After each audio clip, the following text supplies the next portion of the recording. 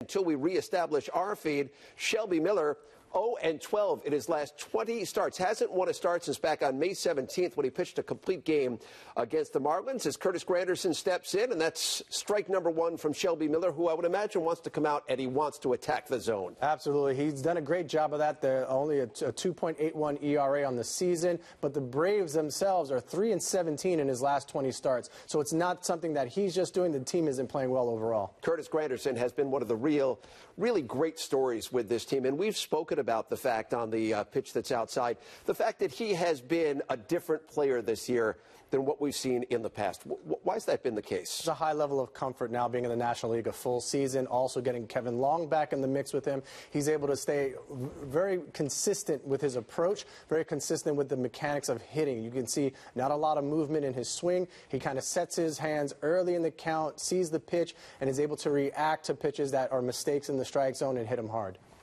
Shelby Miller facing Curtis Granderson, and that's fouled away. We spoke on our pregame broadcast earlier tonight about the fact that when you've lost as many consecutive games as Shelby Miller has, does it get into your head? Oh, it absolutely does, but you can't go into your next start thinking about the last 5, 6 starts. You have to realize that he's just one good solid start from getting that win again. And he's not a losing pitcher. This guy has great stuff. You're looking at a 2.81 ERA. See the strikeout there of Granderson, swing and miss. He has a lot of good movement on his fastball. He's able to use that fastball, use a cutter off that fastball, and you're talking about a guy who's throwing 95 to 98 with that type of movement. Granderson goes down swinging, first batter of the game. Why has he gotten so, really so unlucky at times this year? Well, when you're on a bad team overall, or a team that's playing so poorly, I can't say bad ball club, it's a major league ball club, but they are the cellar dwellers for a reason. You can see they're not able to put together sustained runs or a lot of runs per game, so that really makes it a struggle. Just getting word that we have reestablished contact with our truck down in Atlanta. Gary Cohen, Keith Hernandez, going to have the call, going to get you down there momentarily. Until we do, Yoenis Cespedes steps to the plate. Last time we saw him at the dish, he was going yard. Game-winning home run last night against the Washington Nationals to finish off the sweep in that series. Yeah, a 5-tool player came up with a 6th one, and that's clutch. He's one of these guys that when he steps up to the plate and there's men in scoring position, you know he's going to find a way to drive him in. Again, a guy that's line to line, gap to gap with his power. He can take the ball out to all fields, and you don't want to make a mistake to him. Cespedes checks his swing, little nubber in front of the plate. I believe that is strike 3. No, he's out. Certainly seems that way, does it not? As A.J. Pierzynski goes over to tag him right there. He didn't run to first. Didn't run to first. He lost the bat. Let's say on the replay here, this is that two-seamer we talked about. Boring in on his hands. It hits right above the bat. Bat goes flying. The knob piece that comes off, there's a little donut that he wears around his thumb, went flying in the air.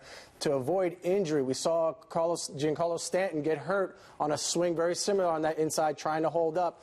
A lot of hitters hurt that hamate bone. You see him looking at his thumb. That ball was in the kitchen, jammed him so badly he lost the bat, and rather than try and move from there, he walked off to the dugout. Well, why wouldn't he run to first base right there? Because that was a fair ball. Embarrassment. Really, out of pure embarrassment that he just got jammed so bad, couldn't do anything. His bat was lost. He didn't even know he really made contact with that ball, probably. He was turned around already trying to regroup. Lucas Duda now, the third batter of the inning for the Mets with 2 outs and nobody on, takes a ball low.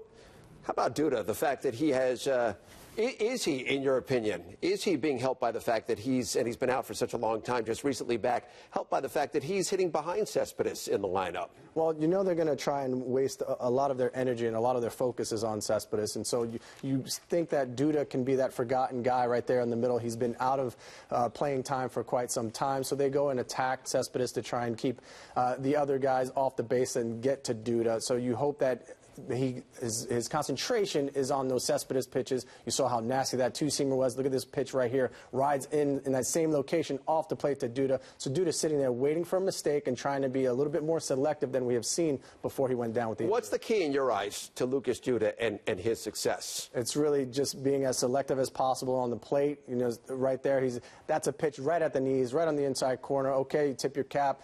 now sitting on one pitch in one location, trying to focus on making good, solid contact because we know he's as strong as anybody in this Mets lineup. Lucas Juda coming in, hitting .245 on the season with 21 home runs. He fouls that one away, 57 RBIs on the year for Juda. If he can remain healthy and get back into a groove, what a huge upgrade he can be at first base for this team, especially as they head down the gut of the season here. Well, that was one of the things with the Mets lineup, but with all the guys that went down with injuries and everybody wanting the team to make moves and get more players, well, they just had to wait for the right players that they had already to get healthy. Those were going to be big boosts to the lineup as they came back. We saw when Murphy went down, he then came back. When Travis went down, he came back. And even David Wright, when he came back, that was going to be a pleasant addition to this lineup, able to stretch the lineup out, make it even deeper. And then the additions of Juan Uribe, Kelly Johnson, and then Cespedes, really the dynamic of this team, the power that is now in this lineup up and down, and then guys off the bench really makes this team very, very deep. A homecoming for Juan Uribe, and we saw Kelly Johnson a moment ago on the dugout steps right there, both coming to the Mets in pre-trade deadline deals, and Uribe getting the start down at third base tonight with David Wright, the captain, getting the night off, and the first pitch to Uribe in there for a called strike number 1. Juan Uribe doesn't really take many pitches, especially you figure off his former team, knowing that Shelby Miller likes to pound the strike zone with fastballs. I'm surprised he took that one, but I don't think he'll take many more. Where does Uribe, in your opinion, generate his power from? Oh, he started swinging when he left the dugout, so he starts it very early. His attack mode is second to none. He doesn't have that two-strike, put it in play, go the other way approach. He has that two-strike. If you leave it up in the strike zone, he's going to do damage.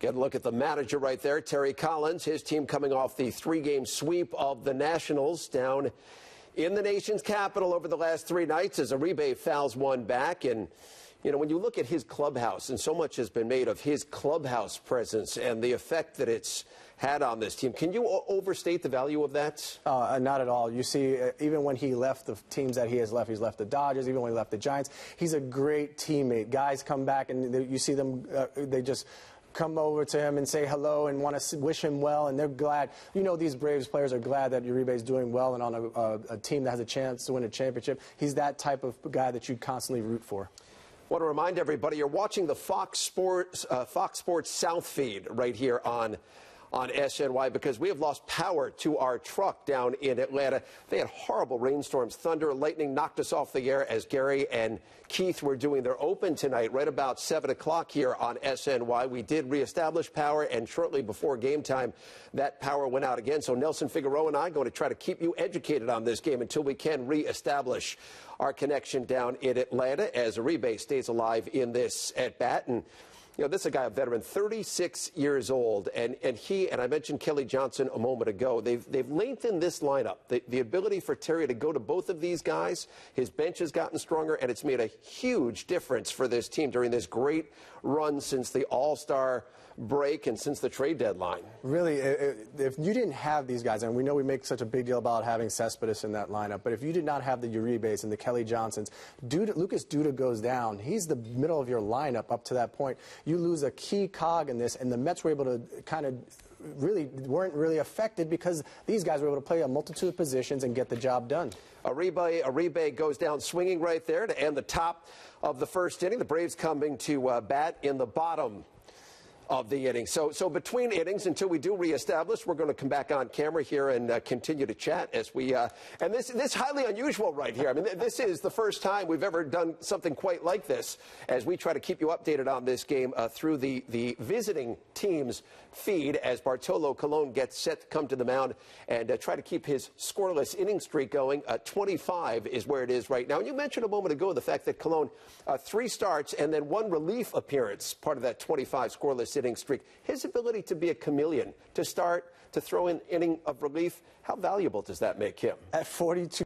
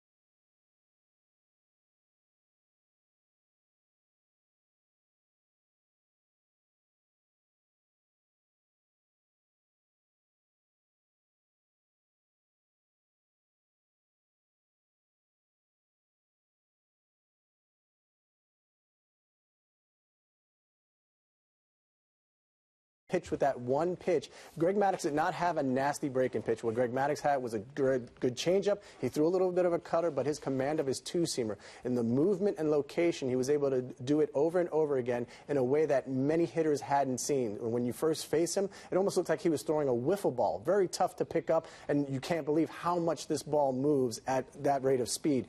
85 is plenty enough to get Major League hitters out. Maddux proved it for years with all those Cy Youngs. Bartolo facing Nick Markakis to get the bottom of the first inning going. Markakis coming in, having a solid season for Atlanta. And he flies this one out into center field. Here comes Cespedes. The great speed to get there makes it easy. And so I think, Nelson, our work is done here. We've reestablished our feed down in Atlanta. Let's take you down to Gary Cohen and Keith Hernandez with the call. We welcome you back to Turner Field. Gary Cohen, Keith Hernandez with you as the Mets and Braves play in the bottom of the first inning. We thank Gary Apple and Nelson Figueroa back in the studio, and our friends at Fox Sports South for helping us limp through this first inning. 1 out and nobody on for Bartolo Colon, and Hector Oliveira is the batter, and he takes the pitch for a strike, 0-1. Well, you just got the first 4 outs of the game off, Keith, and now you're back in the fold. We have come full circle here. We went from that spring training game the first year at Vero Beach against the Dodgers, where we had to do the entire game with no commercial break, to taking half an inning off. Well, we had some kind of power problem in our truck that took us off, but fortunately Gary and Nelson were there with the feed from our friends at Fox Sports South and able to carry through the action. 1-2 coming from Colon, and it's just off the corner, 2-2. Well, Bartolo begins the night with an incredible streak of 25 consecutive scoreless innings, the longest of his career, and the longest by any pitcher his age since 1967. Facing a Braves team that has been beleaguered. Chopper to short, nice easy hop for Flores, and he throws out Oliveira for the second out. There's your Braves starting lineup. Well, it was there for a moment. We, with all the problems we've had with our production truck, our graphics are not quite up to speed. There it is. So there it is again. Freddie Freeman coming up. A.J. Brzezinski hitting cleanup. Nick Swisher, Jace Peterson, Edwin Simmons, Michael Bourne, and Shelby Miller round out the Braves lineup. Freeman bats with 2 out and nobody on, which is where the Mets would love to see him this entire series. Freddie's been beleaguered by injuries this year, a wrist and oblique, so he's only had 361 at bats. This is his 98th game of the season, only his 98th. And he golfs one foul, and it's 1-1. And it rained like the Dickens here, folks.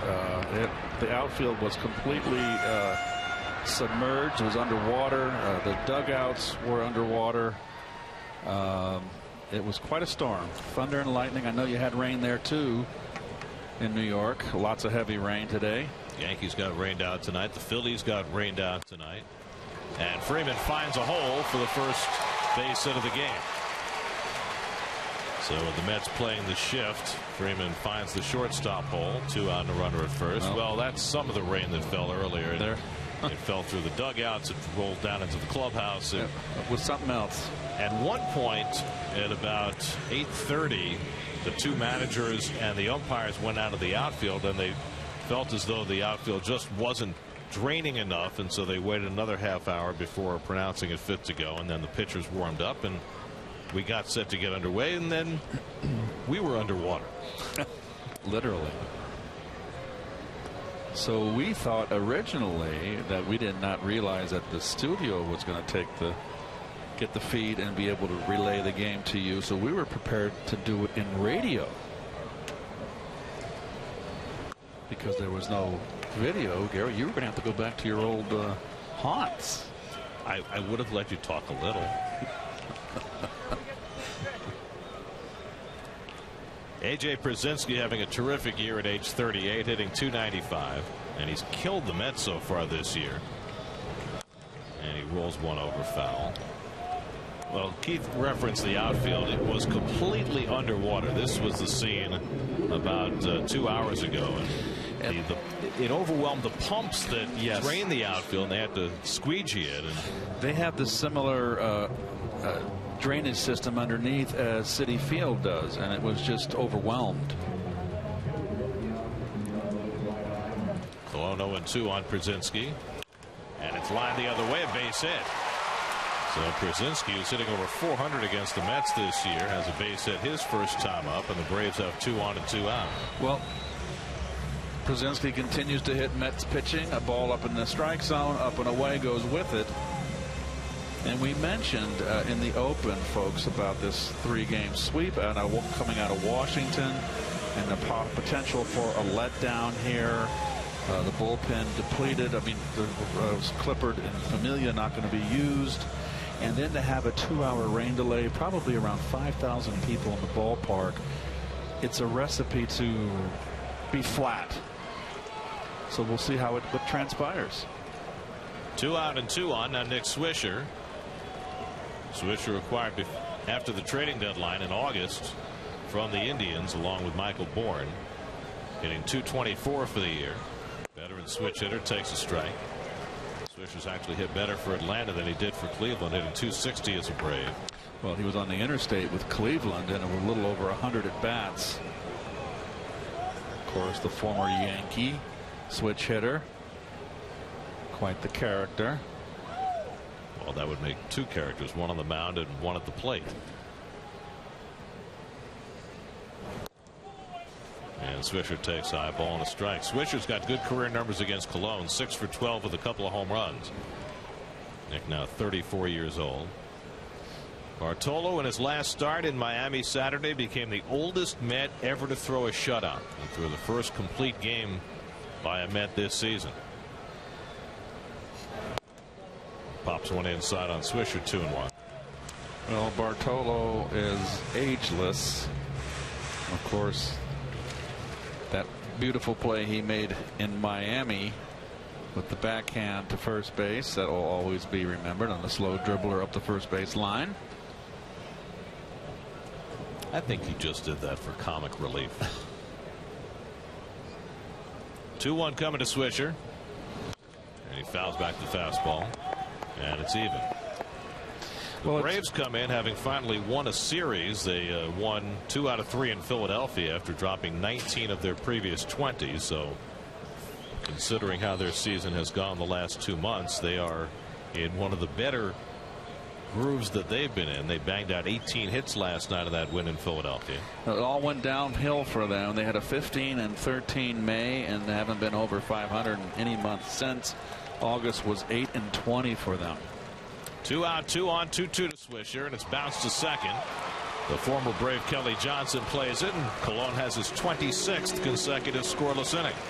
No score in Atlanta after 1. Alexa, you know why I love the Mets. Let me guess. The history and the fans? I couldn't have said it better.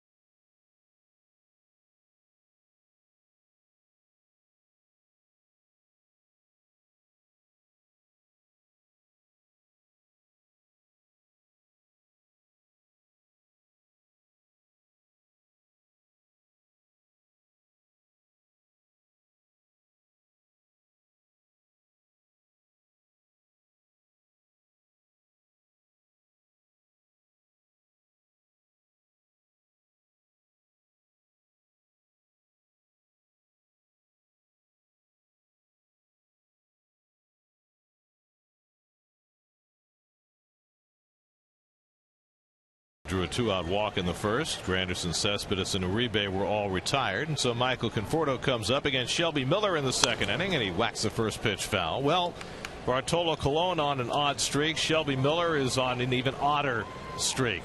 20 consecutive starts without a win for the pitcher who has the 6th best ERA in the National League. Unbelievable. We saw Tom Glavine in the press room, and Tom Glavine said he has never seen a pitcher have a year like Shelby Miller. Well, he's only the 4th pitcher since 1920 to have a streak of 20 straight winless starts within a single season, and none of the others were pitching at as a high a level as Miller has. I mean, this is a guy who went to the All-Star game this year, and he hasn't won a game since May. 0-12 with a 3.46 ERA over those last 20 starts. His last win was May 17th.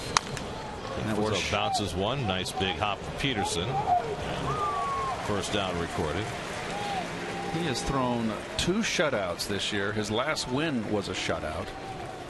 And there you have it. And his only start against the Mets was in June, a no decision game. He was okay. Went 6 1/3, 3 runs, 8 hits. Lifetime 0-1 against the Mets. He's obviously had very poor run support, worst in the major leagues. Less than 2 runs a game. Here's Wilmer Flores playing shortstop tonight. He takes a fastball for a strike.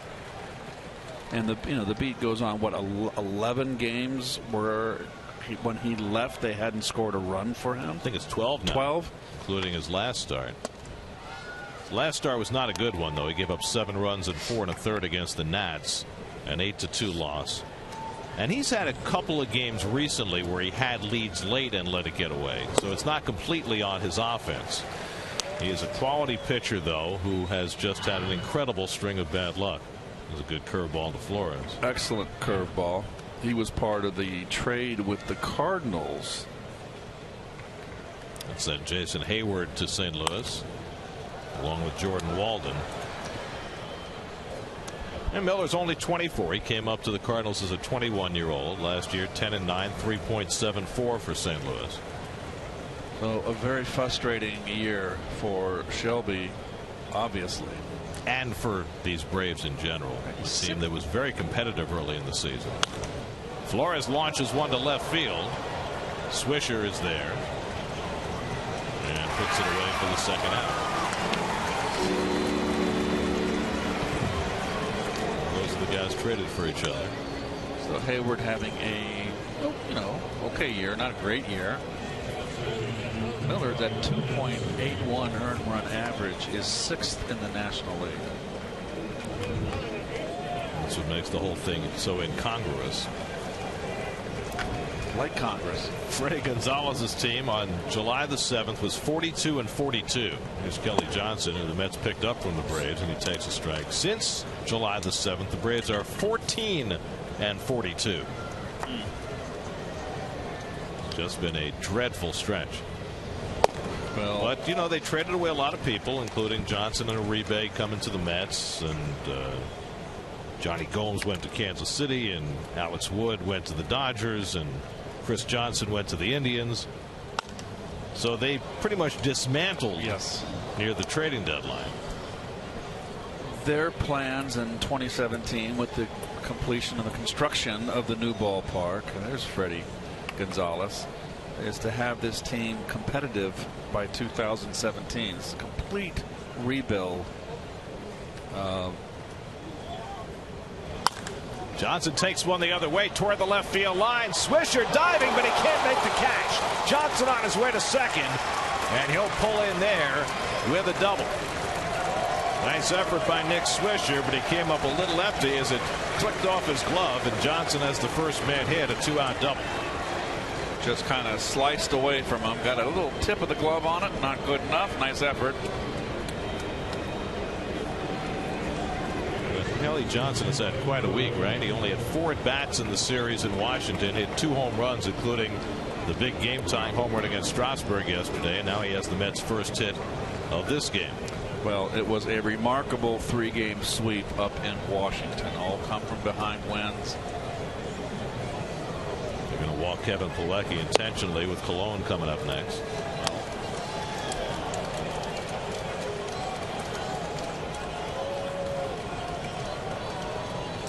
Plawecki getting the start tonight. Mets resting David Wright and Daniel Murphy and Travis d'Arnaud after the big 3 games in D.C. And you look at the Met lineup, it's a formidable lineup, even though you got 3 of your big guns on the bench getting rested. And that's due to the moves, obviously, that were made. That really increased the depth of this ball club. So 2 out and 2 on. Now Colon. Ortola with 7 hits, 3 runs batted in. 1 double.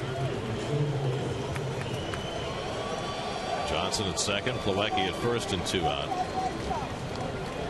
By the way, the Nationals, after getting swept by the Mets, get a day to sit in the sun in Miami and think of what might have been. They're off today before they open their series with the Marlins tomorrow night. They can only hope that they can get some help from the Braves.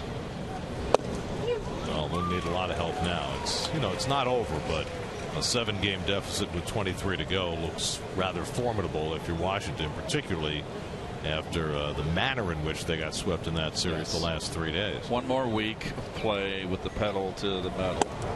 And I think that will be all that will be needed to put an end to it. But really hard luck losses, tough losses, not hard luck losses, tough losses for the Nationals and invigorating wins for the Mets. 0-2 to Colon with 2 on, and Miller blows him away to end the inning. 3rd strikeout for Shelby Miller. No score in Atlanta.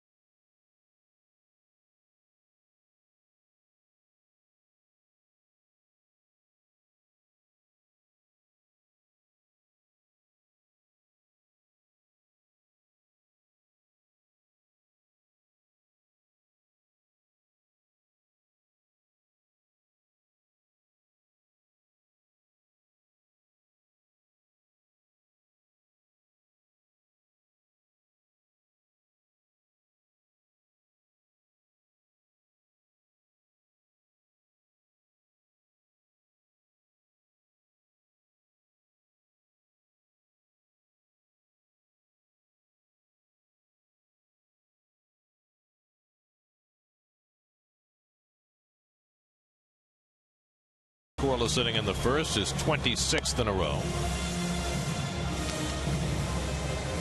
Take a look at the Metropolitan defense. That's always brought to you by Lexus. Conforto, Cespedes, Granderson. That's the starting outfield. Normal outfield. Uribe spells right. Kelly Johnson gives Daniel Murphy a breather. Duda back in the line. 3rd straight game for Duda. Plawecki gives d'Arnaud a spell. That was nice of Nelson to not do the defense so that you could do it, because I know how you so enjoy setting the defense. Well, Nelson could have done it. That's fine. Jace Peterson leads off the home second. The Mets were here in June for a 3-game series and got swept by the Braves and got overwhelmed, really, because their offense at that time was not clicking. They made some key defensive mistakes, and Jace Peterson was going great guns. Smacks this one to right field. Granderson coming over and makes the nice backhand play for the first out. When the Mets were here in June, Peterson at the end of that series was hitting .284. Since then, 60-some games later, over that span hitting .198. Well, it's 162 games. And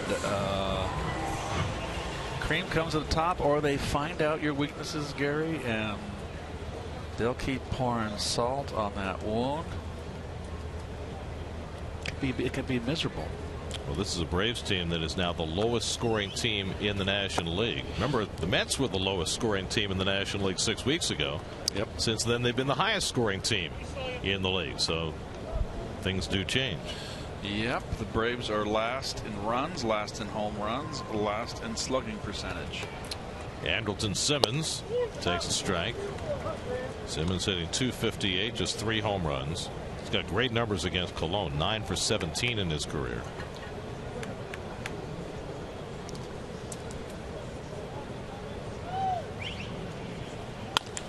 Whacked up the middle and a base hit for Simmons. So some hard hit balls against Cologne early in this game. The third hit he's allowed. And Simmons now 10 for 18 against Cologne. Right back at the originator, a bullet up the middle. Fastball away. Nice hitting by Simmons. Has not had a good year. Now Michael Bourne, his second tour with the Braves. Remember a couple of winters ago, Mets were angling to try to sign Michael Bourne, and they were going to have to forfeit a draft pick, so they didn't want to sign him. Boy, a lot of good things happened that didn't happen. Talk about another deal not made that has worked in the Mets' favor. Bourne's production has fallen off the table. He's hitting just .234 this year. Only 16 stolen bases for a guy who twice has stolen over 60. Hitting 186 in 25 games for the Braves. Now in the third year of the 4-year, $48 million contract he signed with Cleveland, and he lifts this one to shallow center. And Cespedes right under it. 2 out. Cold Hard Facts brought to you by Clean Crisp Coors Light. Mets have lost 5 of 6 at Turner Field this year. And over their history, only Crosley Field in Cincinnati, now defunct, and Forbes Field in Pittsburgh, also defunct, have produced worse results for the Mets than Turner Field. And the other ballpark there with the Astrodome, that's defunct. Well, in another year and a handful of games, this place will, fortunately for the Mets, be defunct. Here's Shelby Miller, is 3 for 48 this year. Well, this ballpark started as the Olympic Stadium in 1996. Right. And the Braves moved in here in '97, and it's amazing the short shelf life that Turner Field has had. I mean, next year, 2016, will be the 20th and final season of Turner Field as the home of the Braves. And they'll move into their spanking new facility up in Cobb County. One of the bigger ballparks in the league, 380 in both gaps. 330, 335 down the lines, 400 in center field. Miller slashes one foul. Not looking like a guy who's 3 for 48. So all those wonderful Bobby Cox Braves teams played right here. It was built for those pitching rich teams. Yes, it was. Built for Andrew Jones to patrol that big center field. And amazing that the Chipper and Andrew had hit with such power in this big ballpark. Andrew had 52 home runs one year. Taken high by Miller, 1 and 2. In fact, Kelly Johnson, when he was talking about Yoenis Cespedes after the game last night, evoked Andrew Jones, talking about the year that Jones hit 52 and that every one seemed like it was in a big spot, and said Cespedes reminded him of that. Miller lines one to center, but right at Cespedes, and that retires the side. That's 27 consecutive scoreless innings for Bartolo Colon. There's the Hall of Fame skipper of the Braves, Bobby Cox. No score in it.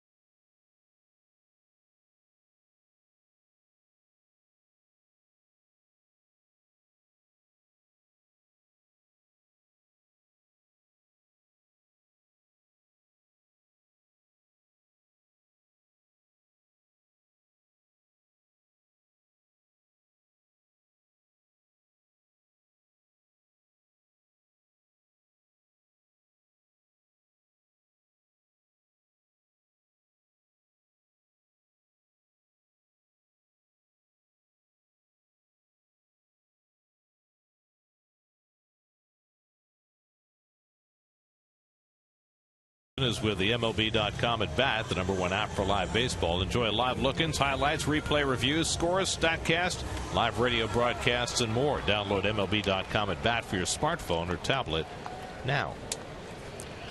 Top of the batting order, Curtis Granderson leads off against Shelby Miller in the third. Granderson struck out his first time up. 137th time this year Granderson has struck out. He's always been a high strikeout guy in good years and bad. And this has been a good year for Curtis. 81 runs scored, Gary. He's got a shot to, he'll score 90 easily. Outside chance for 100 runs, 76 walks. He's had a heck of a year. 360 on base percentage. That's what you ask for from your leadoff hitter. 1-1 to Curtis. So Curtis hit a mere 243 in the first half of the season before the All-Star break. Now he's sitting at 260, so he's really had a terrific second half. 2-1 to Granderson with Cespedes and Duda to follow in the third.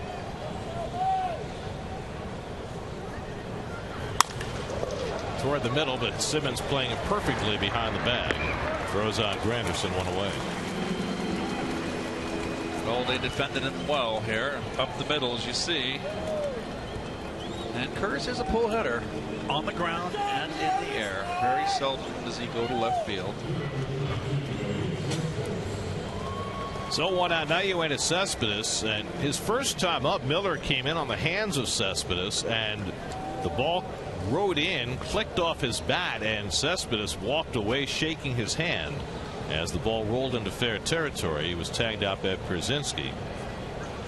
Looked for a moment as though he might have hurt that hand, but he was fine. His 37th game as a Met, and in those first 36 games, you know the deal, folks. 9 doubles, 3 triples, 14 home runs. And 36 RBIs in those 36 games. That leads us to our Toyota tweet of the game. His former teammate Justin Verlander marveling at what Cespedes has done and calling him a great teammate as well. You like to hear that, the great teammate part. I have never, Gary, seen someone do this. Have this kind of like 2 months. It's just incredible. Miller strikes him out with a high fastball, and that's the 4th strikeout for Miller. Well, last night, this feat of strength from Cespedes. Oh, when he hit that one, I knew that was going to be hit a ton. It didn't matter how far it was going to go.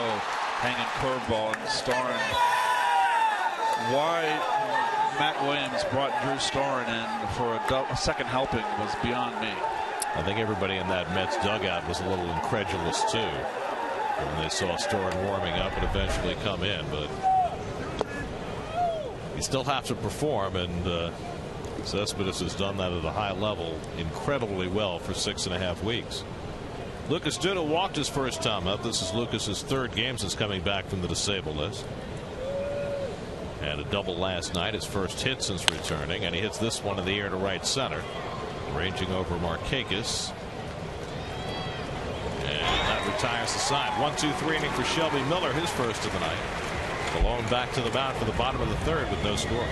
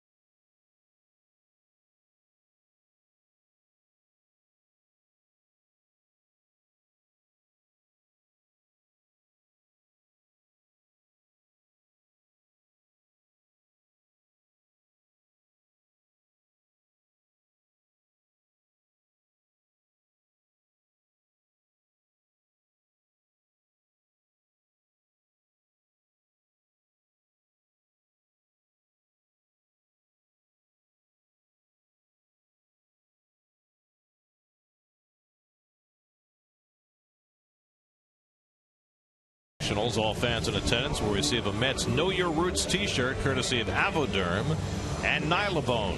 For tickets, visit Mets.com/free shirt Fridays. Bartolo Colon just cruising right along. He's given up a bunch of hard hit balls tonight, but 2 scoreless innings tonight, 27 in a row now. Excuse me. He always puts it in play. He's there. He's not going to monkey around. And there it is. For a pitcher 42 and older, he has tied the record set by Warren Spahn, or tied by Warren Spahn, and set by Cy Young. It's pretty good company. Yes. A couple of Hall of Famers. Let's see. Cy Young, Warren Spahn, 874 wins between the two of them. Right? Warren Spahn still the winningest left-hander of all time. And Young the winningest pitcher of all time. Markakis hits it out to left. It fooled Conforto. He's going back, and he makes the catch. Conforto moved slowly and then realized it had been hit better, turned on the jets, and made the grab for the first out. Well, these are the things you look at. He misjudged it, and great recovery. He has not been a liability by any stretch of the imagination out in left field, Gary. He has made all the plays. How about the catch he made last night coming in against Clint Robinson in the 8th inning? And he's shown a above average arm, maybe average arm. You don't need a strong arm in left field. And he's accurate. Here's Hector Olivera. Olivera from Cuba signed a 6-year, $62 million deal with the Dodgers, who traded him to the Braves in the Alex Wood, etc. trade. Olivera is 30 years old. High average hitter in Cuba, not really a big power guy, and he hooks one on the ground toward the hole. Flores with a long throw to make, not in time. Excellent play by Flores, just not enough time to get Olivera, who has an infield hit. Well, Olivera is a big guy, tall, and can fly down the line too. And he smells it, and he got it. So that's the 4th hit for the Braves against Cologne. And now Freddie Freeman, who had the first one, singled through the hole into left.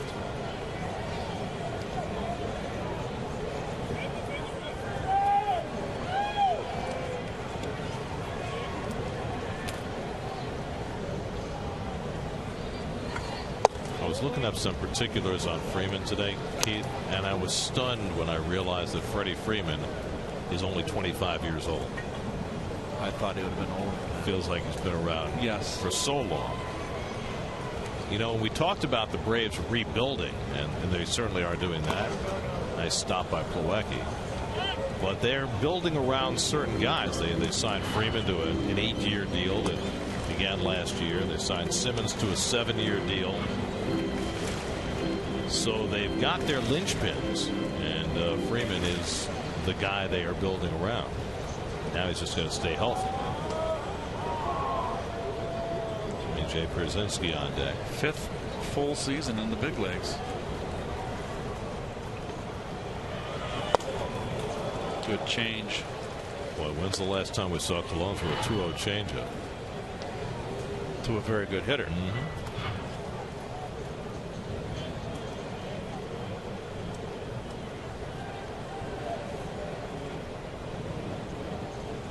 Olivera at first and 1 out. And Freeman takes a strike. Cologne took a little off that one. Didn't like that call. Thought it was away. Tim Walke is the home plate umpire tonight, hoping to avoid the kind of tirade his brother Bill took from Joey Votto last night. Boy, that was a volcano erupting.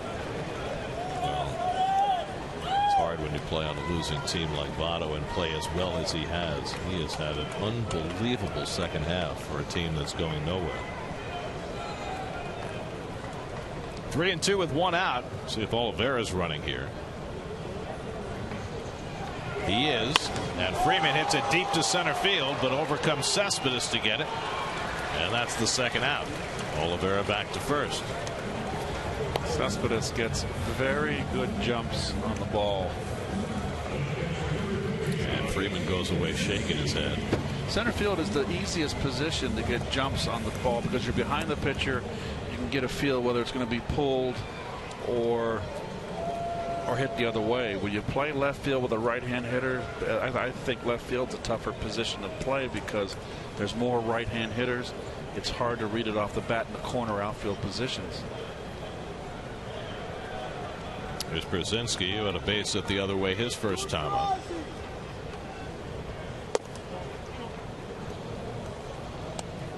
Brzezinski starting his 92nd game. That was not the plan for the Braves this year. He was brought here to be the backup to young Christian Bethancourt, but Bethancourt didn't hit, didn't play defense nearly as well as they thought he would. And Brzezinski has been the regular catcher at age 38. Not too many 38-year-old catchers playing the majority of their team's games. And he's done well. He's hitting just under 300. Always been a good hitter. Well, you remember they moved Yogi later years, made room to put Elston Howard behind the plate, put Yogi on the left.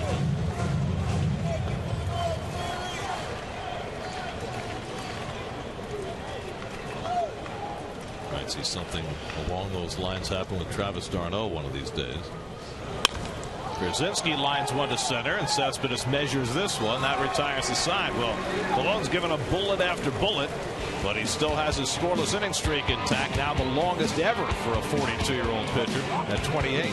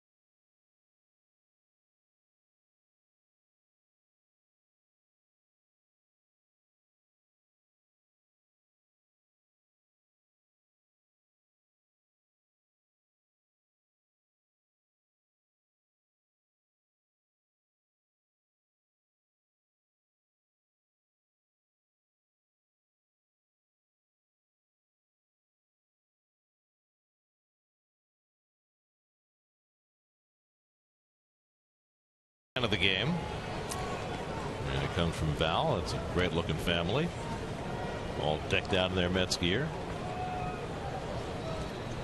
Juan Uribe leads off for the Mets in the fourth against Shelby Miller. And Bartolo Colon, 3 scoreless innings, sitting with Ricky Bonas. Ricky normally the bullpen coach in the dugout tonight because Dan Worthen has a medical problem as Uribe bangs one up the middle for a base hit. So the Mets have a leadoff base runner. We were told that Dan Worthen, the Mets pitching coach, has been admitted to a local hospital here in Atlanta. He has a bit of a rapid heartbeat that they were a little concerned about, so they're going to keep him under observation. So I don't know. Dan probably doesn't have our feed. Probably has the Atlanta feed in the hospital. But Dan, wish you the best. Obviously.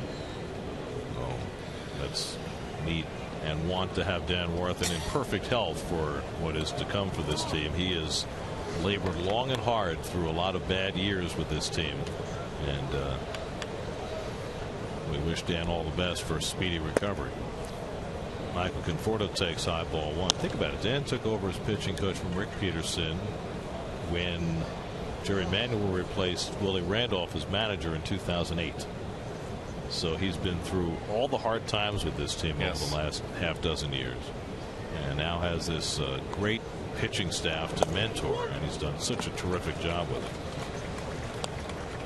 I remember when Dan was first hired, and I knew Dan. I played against Dan when he had his brief career with Montreal. It was shortened with an arm injury, and he told me, "Keith, I can do this."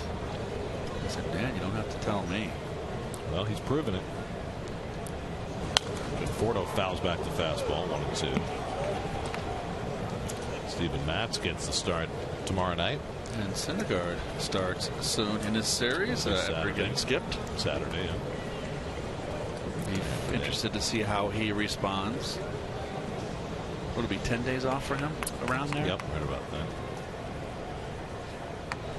Uribe at first and nobody out. 1-2 to Conforto, who grounded out his first time up. And he lines one the other way. Swisher over toward the gap, and he gets there to make the catch. Uribe stumbled getting back, but he'll arrive safely back at first. So Conforto hit the ball hard. Big ballpark.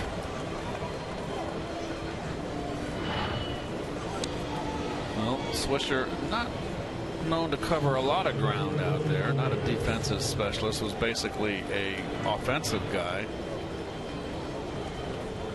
Played with and against his father, Steve Swisher. Here's Wilmer Flores, who flied out his first time up.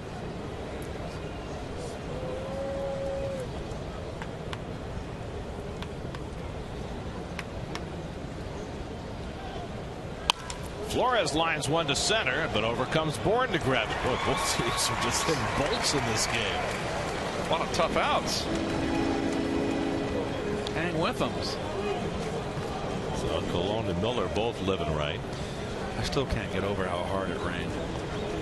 It was biblical. And it was raining in the booth too, and they had to cover up all the electronics, the boxes. We had to move our stuff off. It was just a torrential downpour. But we stayed on the air, at least through most of it, and then there was a lightning strike that took out the lights in the ballpark and knocked us off. And then everything was fixed, and they got the lights back, and they fixed the field, and we're all set to go on the air, and the power goes out in our production truck. And as the game, the first inning, there was no PA system. Right. No music, and it was kind of fun to watch. So people couldn't hear the PA, and they couldn't hear us. Think how lucky they all were. You should be so lucky. Kelly Johnson hit a double down the left field line his first time up. That bank of lights was completely out when we had that little bobble during our open today. But it was just nice to hear the sound of the crowd. There's not a big crowd here, and I think crowd might be pushing it. Gathering would be more of an apt moniker for the diehards who are here. So you hear the sound of the bat and the hecklers, the cheerers, the vendors. It was nice. You know what it reminded me of? It reminded me of The Natural. In the ballpark scenes in The Natural, which is one of my absolute most favorite baseball films. Just thought it captured. Yes, I thought it captured the mythology of baseball. Is that your number one favorite baseball movie? Oh, I like Bull Durham. Yes, it is my number one. Bull Durham was outstanding. Believe it or not, I did not see. Was it 8 Men Out? I did not see that. I did not see. That's at the top of my list. I've got to see it then. I did not see Kevin Costner's. When You Build It, They'll Come. What was that? Field of Dreams. I did not see that. Uribe runs. Johnson with a check swing. He'll stay fair. Sliding play by Miller, and Johnson safe at first. So an excuse me hit for Kelly Johnson, and the Mets have 2 men on, and Kelly's 2 for 2. Well, there's been so many bolts hit in this game right at people. There's finally a bleeder.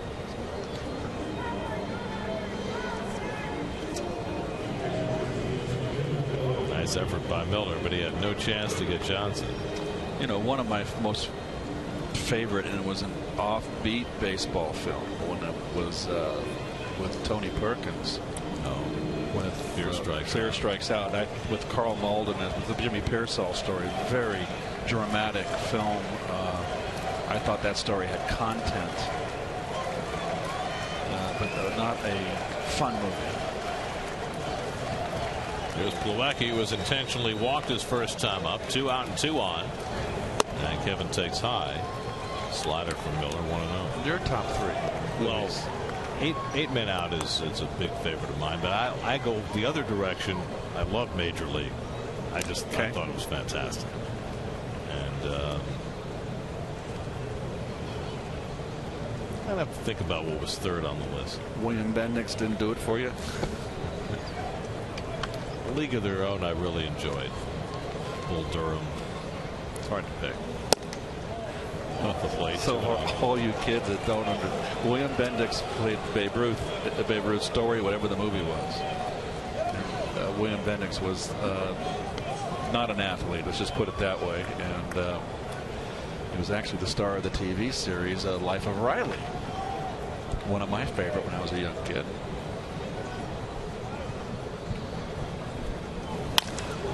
Plawecki drives one to the gap in right center. That's down for a base hit. Uribe's in with the first run. Johnson being waved around third, and he will score. It's a 2-run double for Kevin Plawecki, and the Mets jump in front 2-0.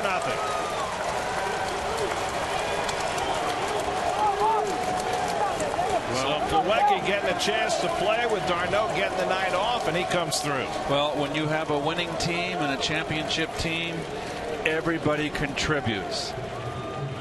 And Uribe, there's one, gets the ball going with a base hit. It's going to score easily on this gapper. The back runner, Kelly Johnson, he's no spring chicken. Can still fly around those bases. That was great base coaching by Tim Tuffle, too, because Bourne cut that ball off in the gap. But with the wet footing out there, it took him a while to set himself to get that ball back toward the infield. And Timmy realized that and sent Johnson home, and he scored easily. Now Colon, who struck out his first time up. So it's been basically Cespedes carrying this team, but everybody else that's been contributing in there has been a group effort here, have been overshadowed by this incredible 36 games of Cespedes. And Colon rips one into center field. That's a base hit. Here comes Plawecki around third. The relay to the plate, not in time. Bartolo Colon with an RBI single. The legend of Big Bart only grows. His 8th hit, his 4th RBI, and the Mets lead 3-0. And the Mets are red hot. Nice hitting, Bart. And this wet field is going to put that center fielder Bourne in a tough spot to make a strong throw home. Bourne never had a strong arm. Look at it, Fanny flying out, let go with one hand, stayed level, get rid of the bat. It's a linea. He is unbelievable, isn't it? I mean, he continues to amaze, but he's taken it to a whole new level now coming down the stretch of this season with the fielding, with the bat, and of course with his pitching.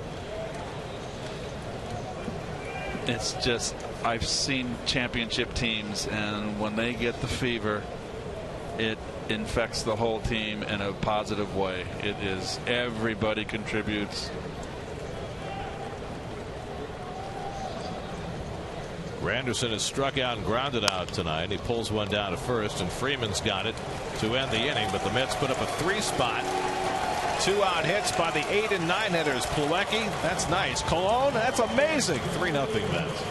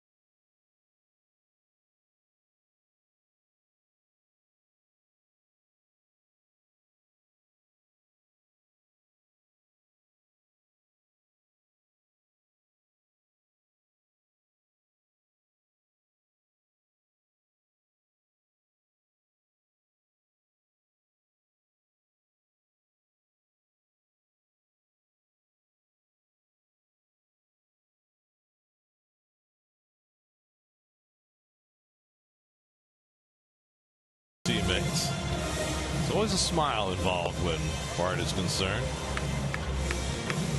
Hey, help yourself. That's why I love the National League. And here is Bart's season's best. This was his last start in Miami. And it featured this play. Nothing to it.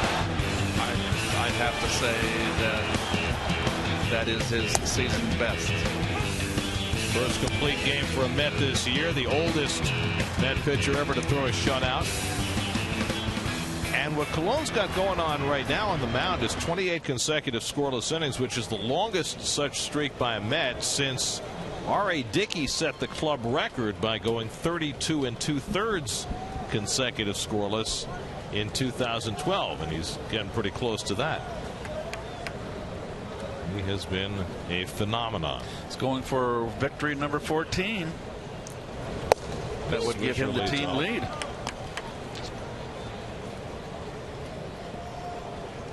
Well, you were making note earlier of how he's gotten to the 13 wins this year. Well, it's a good thing. The Mets are so wonderful in division. Bartolo, of his 13 wins, he's 12-1 in division, 11-1 against the Braves, Phillies, and Miami, the second division teams. Well, to be a championship team, to win a division, you have to beat up on the small fry, and the Mets have done that better than any other team. They have the best in-division record in baseball at 40-20, and obviously Colon's been a big part of that.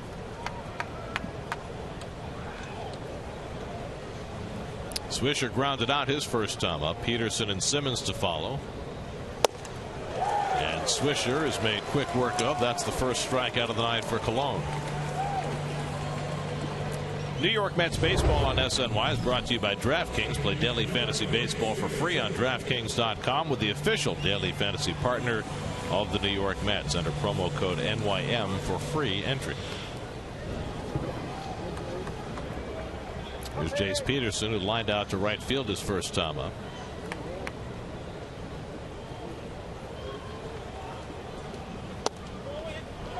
Colon looking for a shutdown inning after being given and helping to expand the lead in the top of the fourth.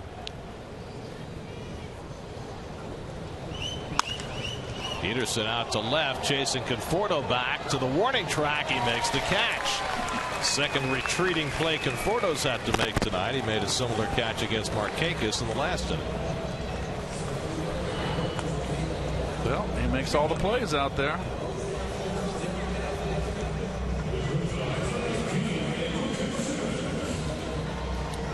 So 2 out and nobody on. And now Andrelton Simmons, who had a base hit to center field his first time up. 2-hour and 20-minute rain delay at the start tonight, which is why we're only in the fourth inning at 10:40 in the evening. Well, the Mets and Terry Collins would love a strong performance from Colon, a deep start. Familia and Clifford will not be used tonight, and Hansel Robles, his grandfather passed away, has gone back home. One long hop for Uribe, and a 1-2-3 inning for Colon, and the zeros just keep piling up. 29 innings in a row. 3-0 Mets.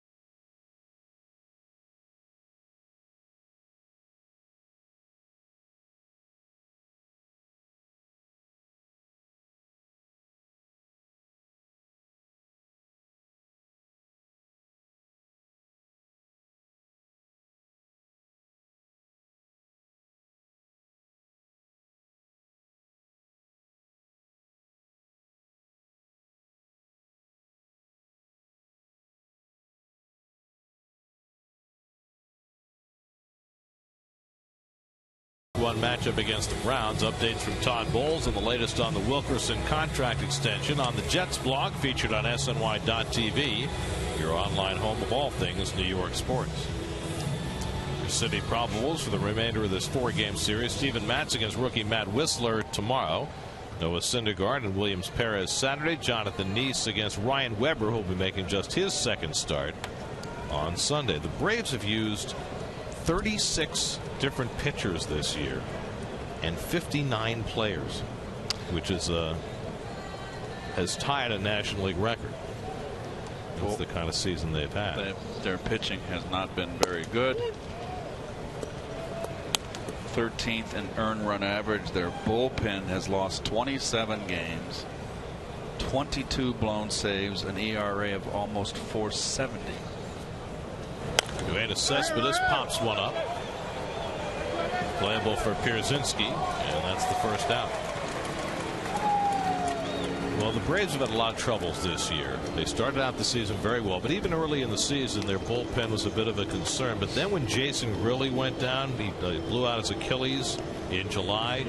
Everything has tumbled down from there because their bullpen's just been dreadful. And in fact, Freddie Gonzalez yesterday, Julio Teheran was pitching and got in a jam in the 7th inning, and he left him in to work his way out of it, which he did. And Freddie was asked why he left Teheran in, and his comment was, "Have you seen our bullpen?" I mean, he knows it better than anybody. It's like the bullpen saying, "Can someone throw us a lifeline here? I'm getting killed." The one plus he's had is young Arodys Vizcaíno, who, like Henry Mejia, was suspended for 80 games at the start of the year. Unlike Mejia, he didn't go down a second time, and he has been very, very good for the Braves. But the rest of that bullpen is just a disaster area. You look through it, and there's a lot of ERAs in the high 5s.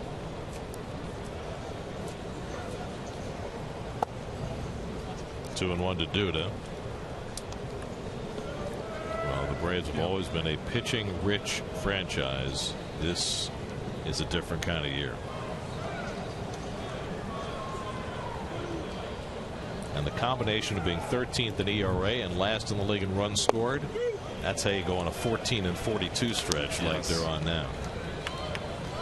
Yep, it's a recipe for disaster. They've got 22 games left, counting tonight, and if they lose 16, they're going to lose 100. Well, the Mets get them 7 times, including tonight. These 4 here, and then 3 more at Citi Field. And the Mets' hope is that they can keep taking advantage of these weaker teams in the NL East. Braves gave the Mets trouble early in the year, though. They're 6-6 against Atlanta this year. But this is a very different team than the one the Mets saw 3 months ago. Duda hits it sharply, and he's got a base hit. So Lucas, with his second hit since coming back from the DL, and the Mets' 6th hit against Miller.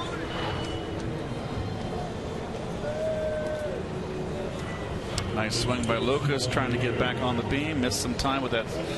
Was he have a ruptured disc? Is that what they said? Lower back? I don't think ruptured disc is quite a lumbar strain. Okay. Sunday at an all-new Mets Insider. It's an exciting time to be a Mets fan and player. From the newest members to the face of the franchise, get an inside look at how the team is flourishing during their push to the postseason on Mets Insider, presented by WB Mason. Sunday at 12:30, only on SNY. Here's Juan Uribe. And he gets drilled by Shelby Miller. Ouch. Well, after Uribe hit one up the middle for a base hit his first time up, he gets drilled in the back. That was a good one. That one hurts. And Uribe's an old pro. He's on his way to first. This is a good doink right there.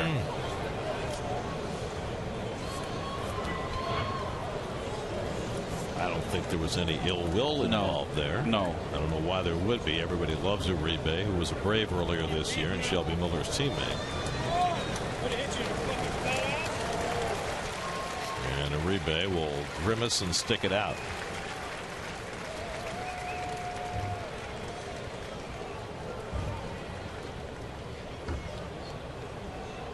Freddie expressing concern. There's actually been times, folks, when players, and I'm one of them, get hit and the ball hits you perfectly, and it's like an imprint of seams on your skin. Like a temporary tattoo? Yes, and it's reddish. It's not good. So 2 men aboard for Michael Conforto, who's 0 for 2. And he takes the curveball out of the strike zone. Well, Shelby Miller, working on a streak of 20 straight starts without a win, was hoping that might end tonight.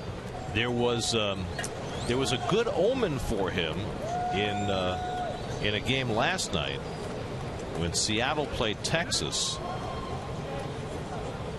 The former Yankee Vidal Nuno, pitching for Seattle, snapped a streak of 20 consecutive starts without a win that went back a couple of years. He's also had a lot of relief outings in that span. He shut out the Rangers for 7 innings and got a victory. So you thought maybe that was a good sign for Miller to break his string, but it's not going well for him tonight.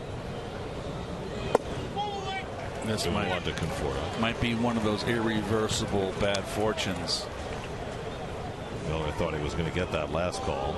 Brandon Caniff, the right-hander, and Ross Detweiler, the left-hander, up in the Braves pen. You get to the point where you got to think, gosh, I can't give up any runs, or and then you start being too fine or overthrowing. Well, there's got to be some silver lining in it for Miller. He's a young pitcher. He's 24 years old. He's going to be a good pitcher in this league for a long time, and the adversity he's suffering through now has got to help him in the long run, you would think. Well, you'd hope. Worst that could be, you could be having this streak and pitching poorly. Right. You could be Anthony Young and lose 27 in a row. Conforto troubles it foul, another curveball from Miller. Well, they certainly, the book on Conforto has been fastballs in and the backdoor breaking ball. They're really pitching him as if he's a serious threat, which he is, of course, but a veteran threat, which he isn't a veteran. 367 on base, 541 slugging coming into the game through his first 111 at bats. He has been special. One thing that's going to happen with Michael in the next week or so is he is going to wind up losing his potential rookie status for next year. If you have over 130 at bats, you're not eligible, and he's going to get the 130 plus. Trade that off. I lost my rookie status when I got called up in '74. It was an entirely different rule. I got called up before August 28th. I got called up the 24th, I believe, and I lost my rookie status. In the air, deep down the left field line, but slicing away, and it goes foul. It's either 130, more than 130 at bats, or more than, I think it's 45 days on the 25-man roster. So the September days don't count, but the days before September 1st count. So it might have been different rules back when I was called up in '74. And I think for a pitcher, it's 50 innings.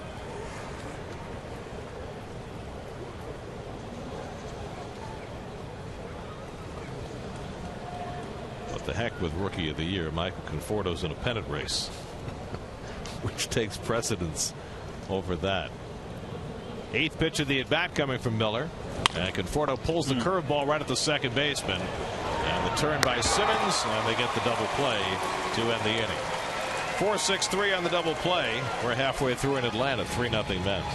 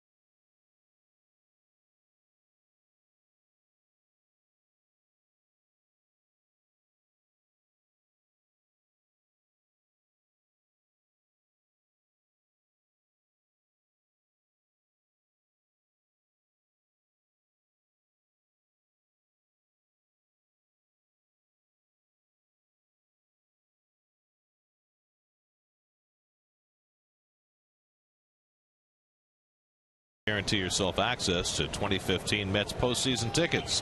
Purchase tickets online at Mets.com/deposits.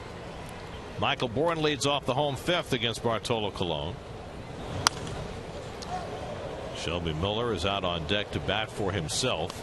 Here's your Dodge fifth inning recap. Colon now at 29 consecutive scoreless innings with his 4 tonight. Kevin Plawecki doubled in 2. Colon singled in another for the Mets 3 runs. Uribe in at the corner at third base. Bourne a good bunter.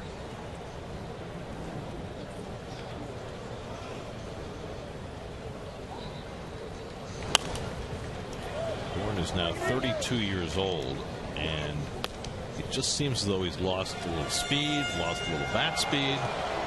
He's not the player that he was a few years ago when he was putting up big years with Houston.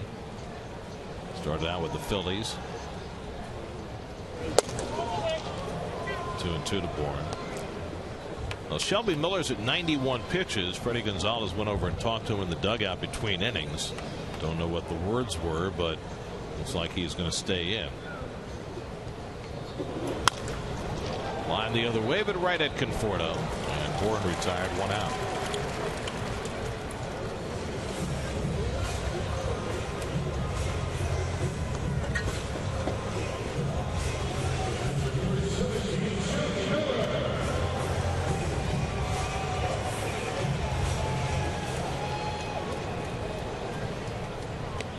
Now Miller, who hit the ball hard his first time up, lined out to center field.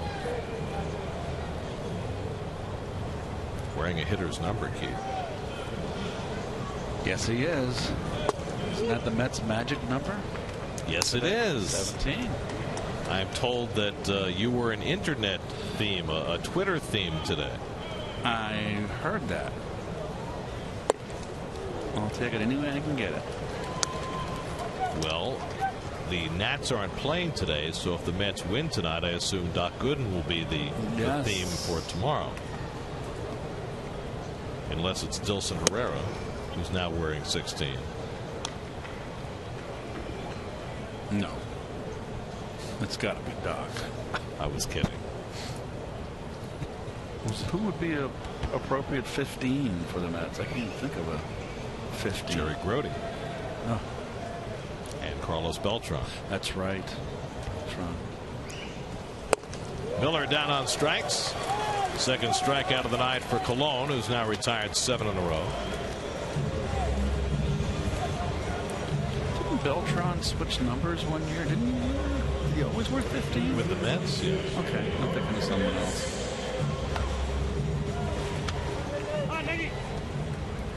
Travis d'Arnaud wore 15 last year, but now he's wearing number 7. Switched numbers with Bob Guerin. Nick Markakis is 0 for 2. 2 fly ball outs. Nick Markakis in 9 years as an Oriole hit 141 home runs. In his first year as a Brave, he's hit 2. He had 538 at bats. Big ballpark. Yes.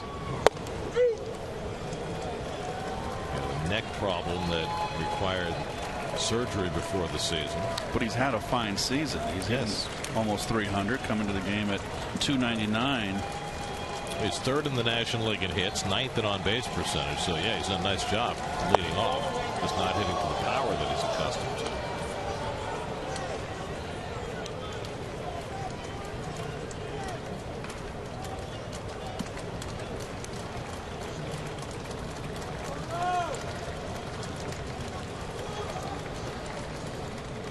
Blown ahead on Markakis, 1-2. Great diving stop by Flores, and he throws him out with help from Duda on the other end. Beautiful play by Flores gets Colon to an even 30 consecutive scoreless innings for the ageless Senor Colon. With help from his buddy Wilmer Flores, laying out and throwing out Markakis as Duda digs it out. After 5, 3-0 Mets.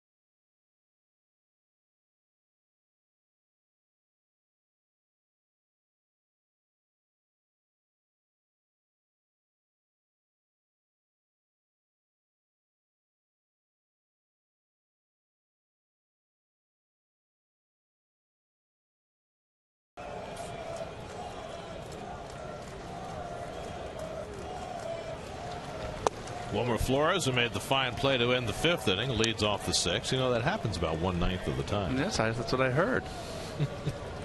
Wilmer is 0 for 2, flied out in line to center.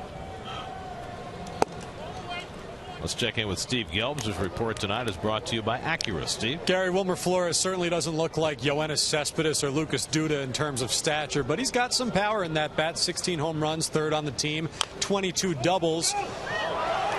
That one not going to be powerful, but Duda will get by, Flores safe at first base. So interesting start to the inning there for the Mets. But for Flores, he doesn't look like a power bat, but again, he does have some power in that bat. And the reason why, it's kind of twofold. First of all, he's got incredibly quick hands, which makes up for what he doesn't have in brute strength. But second of all, with Flores, his path to the ball has a lot to do with it. He starts those hands up really high and then comes down, and what that does is it creates a nice backspin on the baseball, which, as Pat Russler described it to me, it's almost like the opposite of a curveball. So some of those balls that may not be hit as hard or as on the button as some others, they fly out a little bit further. Well, meanwhile, it looks like Shelby Miller is okay after taking a header coming off the mound trying to field Flores' ground ball. What else can happen to this guy? It was a header. I'm sorry to be laughing. The wet field. Oh, boy. I'm just glad he's okay. When he went down, I thought he'd blown a tire or something. Oh, gosh. I mean, Pierzynski was standing there thinking that Miller was going to come off the mound and field it, and then, well, he did, and he slipped. Kelly Johnson is 2 for 2, and Miller falls behind him 2-0. Well, it looks like he might have coaxed his manager into giving him one more inning. Took the turn at bat in the bottom of the 5th.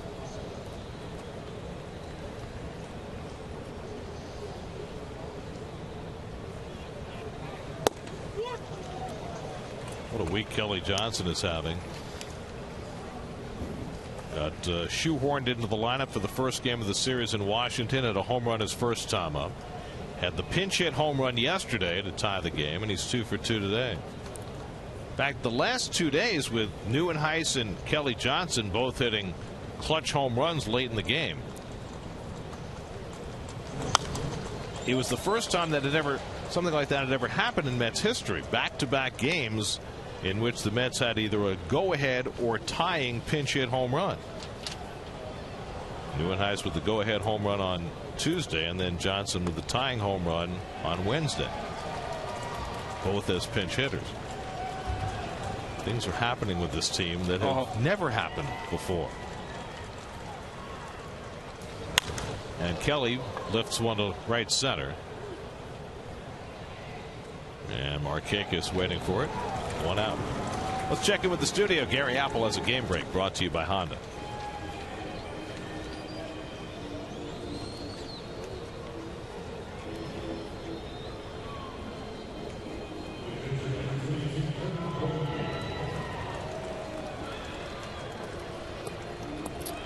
And the Pirates trying to take advantage. They are 3-3 in the bottom of the 11th against the Brewers, who have given them fits. If the Pirates win, they'll be only 3.5 games behind St. Louis. Shelby Miller about to throw his 100th pitch to Kevin Plawecki, who drove in the first 2 Met runs with a double his last time up. There are the standings in the Central. That does not yet reflect the Cardinals' loss tonight. So it's 4 right now, and could be 3.5 if the Pirates win.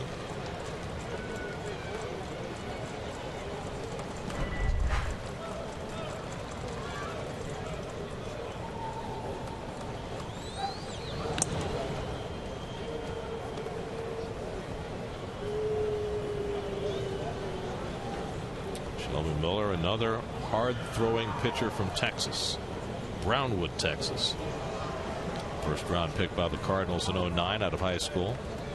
He was all set to go to Texas A&M if he hadn't signed.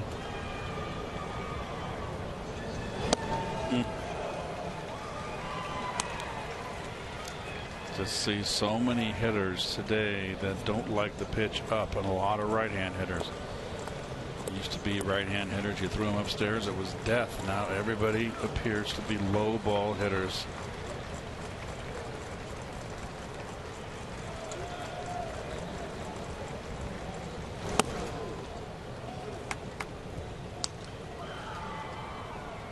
If you're a low ball hitter, though, why would you be swinging at a high fastball? It's hard to agreed, Garrett, and it's a discipline that you have to acquire, and you acquire it through experience and also working on it in batting practice. And the good curveball by Miller strikes out Plawecki for the second out. 5 strikeouts for Miller, but his first since the 3rd inning. Curveball down in the strike zone.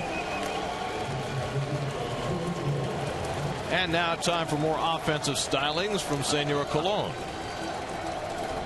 who on an 0-2 pitch hit a bullet to center field for a base hit that drove in a run in the 4th. 8 hits, a career high, 4 RBIs on the season for Colon.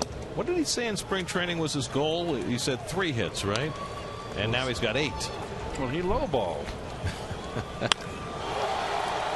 There's the line drive, drove in the 3rd run of that 3-run 4th. And he skies one foul off the left side. That might have been his home run cut. He lands out of play. He has an idea what he's doing up there. He's got a decent swing. Sometimes he tries to set people up. He's a pitcher. He's pitching once every 5th day, soon to be once every 6th day. And pitchers want to hit a fastball.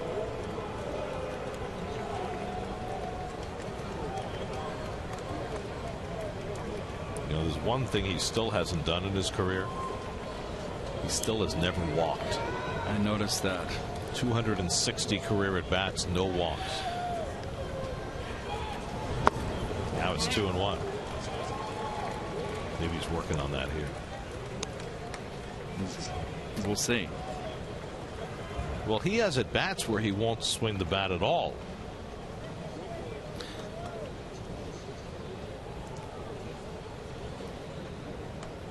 And then usually the next time up he'll go they're attacking the first pitch. Taking all the way there, and it's 2-2. He's one interesting character, isn't he? He knows how to play the game, Garrett. It's cagey. Crafty. Flores at first and 2 out. And Colon again taking all the way, and the curveball misses, and who knows, this could be an historic event.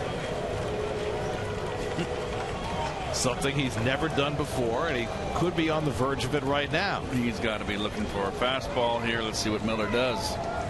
Flores will take off, 3-2, 2 out. And Colon grounds one to Simmons. And Simmons baits him into running further to first base. And Colon wasn't having any of it. He was done with his jog to first. Bat in hand. Don't make me run any further.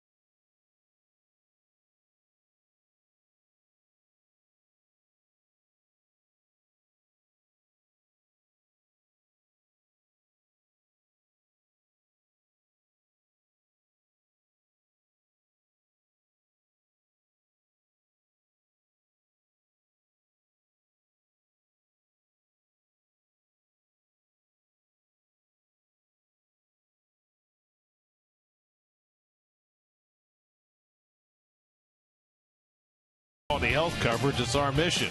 By State Farm, tonight's State Farm agent of the game is Alan Wheeler of Brooklyn. Contact Alan at WheelerAgency.net. And by Verizon, don't miss a moment of Mets baseball on the largest, most reliable 4G LTE network, only from Verizon. Game 2 of this series tomorrow night. It starts half an hour later. Our coverage begins at 6:30 tomorrow night. Mets and Braves right here on SNY. Steven Matz makes his second start since coming back from the disabled list. Bartolo Colon now working on a streak of 30 consecutive scoreless innings. Shelby Miller's night done after 109 pitches as he talks with his pitching coach Roger McDowell. Colon now just 2 2/3 innings shy of the Mets club record for consecutive scoreless innings, held by R.A. Dickey. Hector Oliveira fouls one off the right side as we start the bottom of the 6th.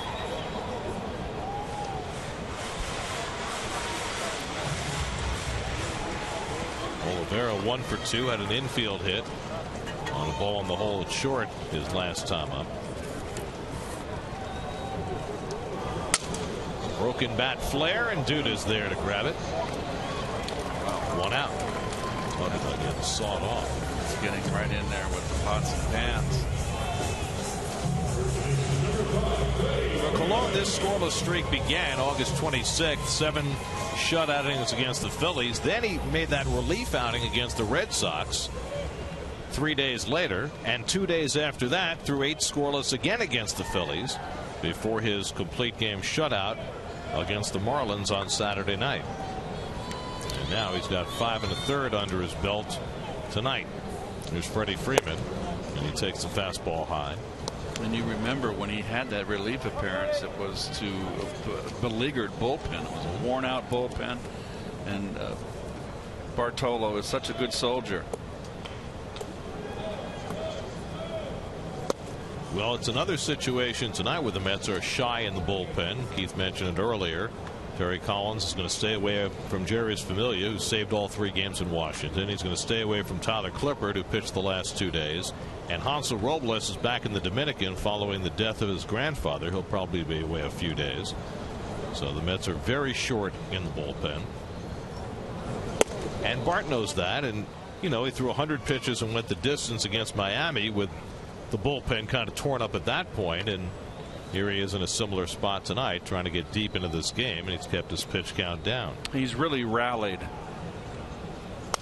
Kind of hit a speed bump around the middle of the season at the All-Star break and struggled, but found his second win. He's pitched great. I thought it was very significant. He's a guy who normally does not do bullpen sessions between starts, but when things were going badly, a couple of times between starts, he did some bullpen sessions, worked on his release point, on establishing the location with his fastball, which is such a key for him.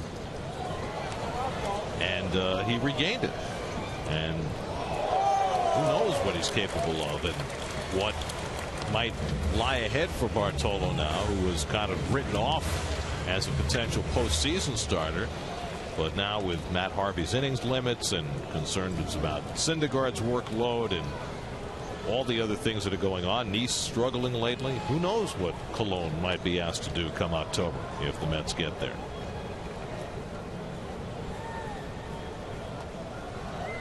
Two and two to Freeman with 1 out. And the off-speed pitch misses. 3-2. Colon has not walked a batter tonight. Best control artist in the league at 1.1 walks per 9 innings.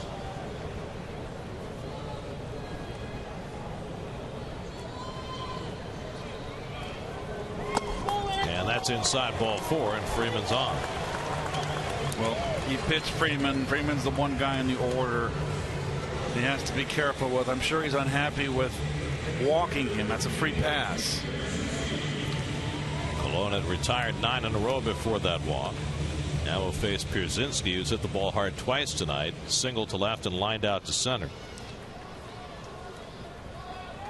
There have certainly been some well-struck balls against Colon tonight, but he has limited the Braves to 4 singles. And Pierzynski hooks one foul.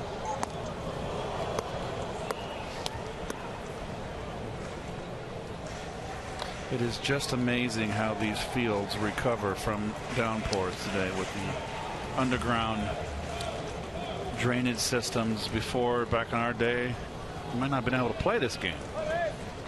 Oh, there would have been no chance. It's been a doubleheader the next day.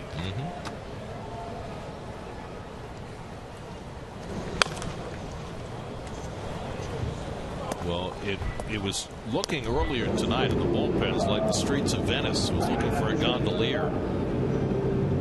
It was unbelievable, the deluge. But now it's all fixed up. Grounds crew did a fantastic job here. I mean, it seems as though every time we come to Atlanta there's significant rain. Yes. But I've never seen anything like what happened over that hour and a half period. Duda makes the backhand play, gets the out. Cologne covering, and it's in time for the double play. 3-6-1, beautifully executed, and the side retired. Well, that's why you have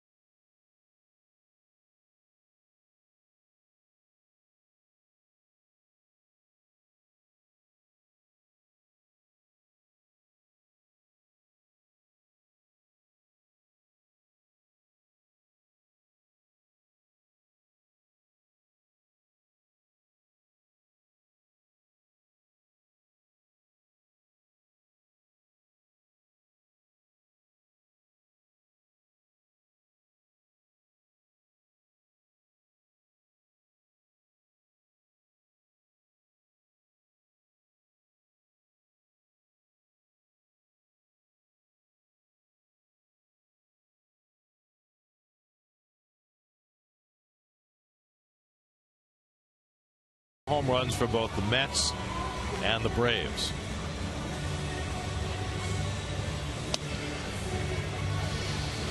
We should know that. Well, I've got a guy in mind. I know he did it for the Braves. I think he did it for the Mets. Russ Detweiler, the veteran left-hander, on to pitch for the Braves. And you recall Detweiler when Davey Johnson was managing the Washington Nationals.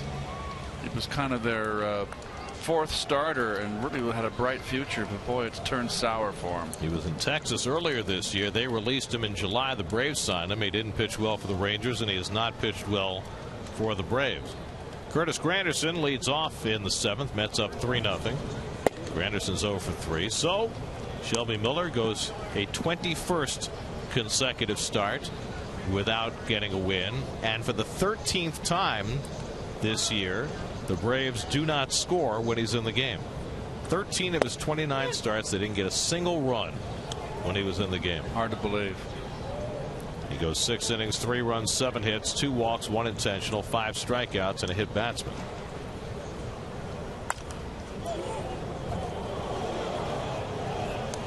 We were just talking about Detweiler when we were in Washington, that in that 2012 division series against the Cardinals, he was one of the starting pitchers for the Nationals.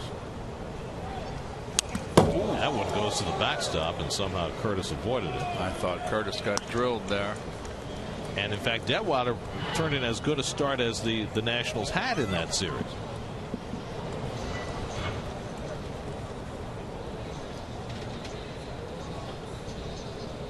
Things have definitely gone downhill for him the last couple of years.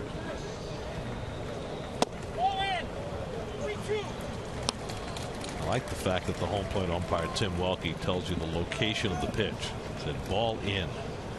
That's what the Lord used to do, Doug Harvey, and he'd tell you how many inches it was outside. Well, that's helpful. 3-2, and that's away. Ball 4. So Granderson draws his 77th walk of the year, leading off the 7th inning. Doug Harvey would go ball outside, and he'd go, if there was any question about it, he'd go by an inch. And actually, Doug Harvey was one of the fine umpires, one of the best, and a great group of National League umpires back when I played. No tape measure required. Here's Cespedes, who's gone 0 for 3 tonight. Hasn't had the ball out of the infield. He'd also use his thumb and index finger to give you the measurement.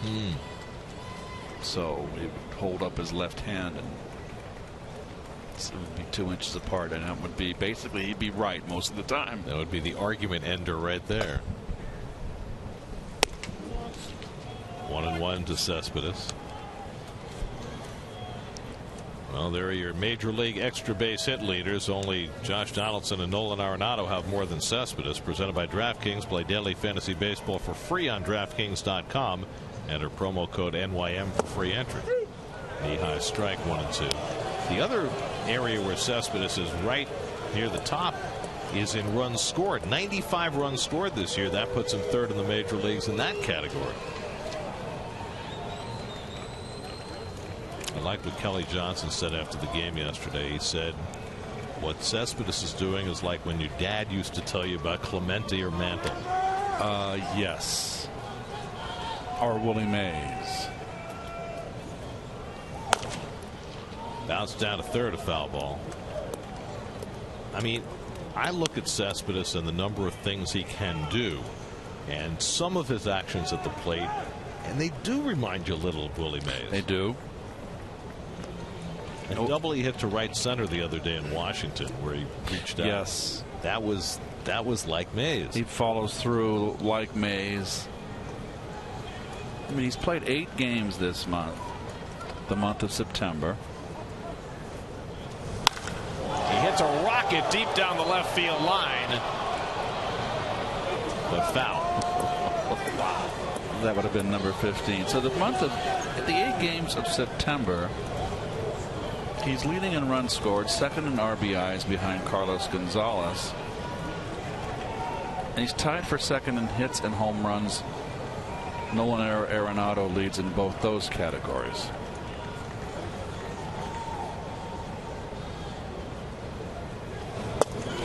And there's a lot of September left.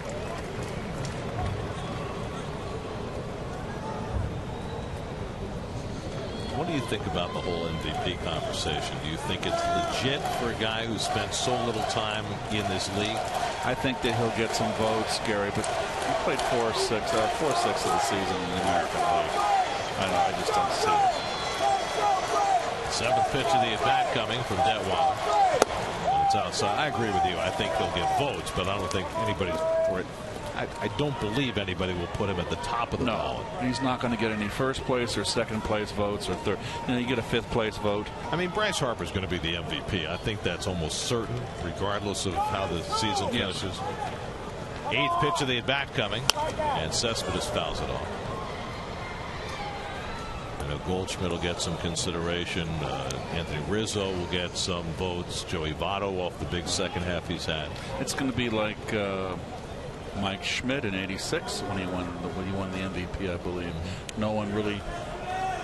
There was too many guys on our team that kind of nullified each other, and Mike Schmidt had his typical awesome year, Hall of Famer. I just think Harper's blown away the field with sheer numbers. It's hard to argue. He looks like he's going to be the batting champ as well. Long turn at bat here for Cespedes.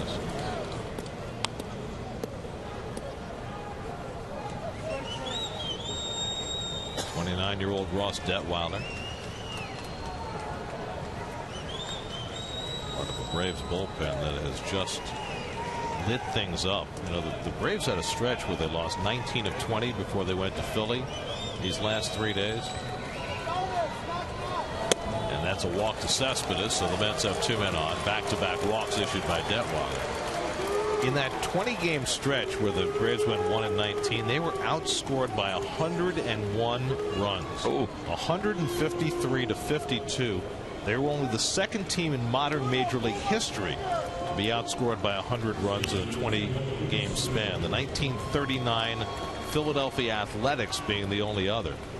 I mean, that'll give you an idea just how beleaguered this Braves bullpen has been, and now a concern about Detweiler's health, and the Braves trainer is out. Well, you've walked 2 guys. It doesn't look good. It'll make you unhealthy in a hurry. He's going to make a move, I'm sure, or is he going to leave him in? He's leaving him in. He's got another lefty to face. He's not even going to hang around.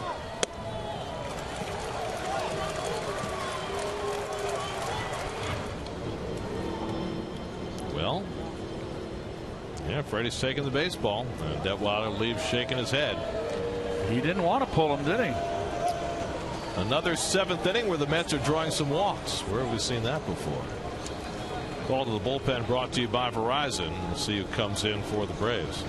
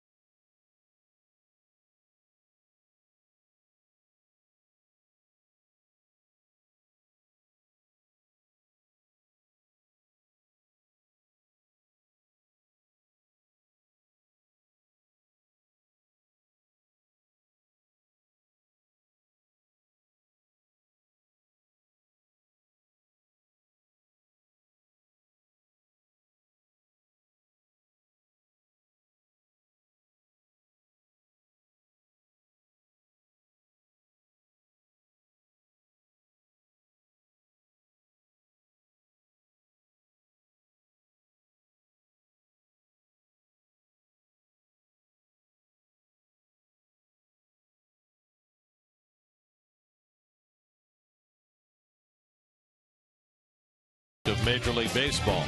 By Citi, proud partner of the New York Mets. By Buick, visit tristatebuick.com and experience the new Buick for yourself. By Geico, the #1 insurer in the New York market. And by River Spring Health, family of care solutions. Live forward. Let's answer our trivia question. Met and Brave, 25 homers. I'm thinking Gary Sheffield. But yeah, you're 25 right. as a Met? Of course, I think so. Oh, Frank Thomas, of course.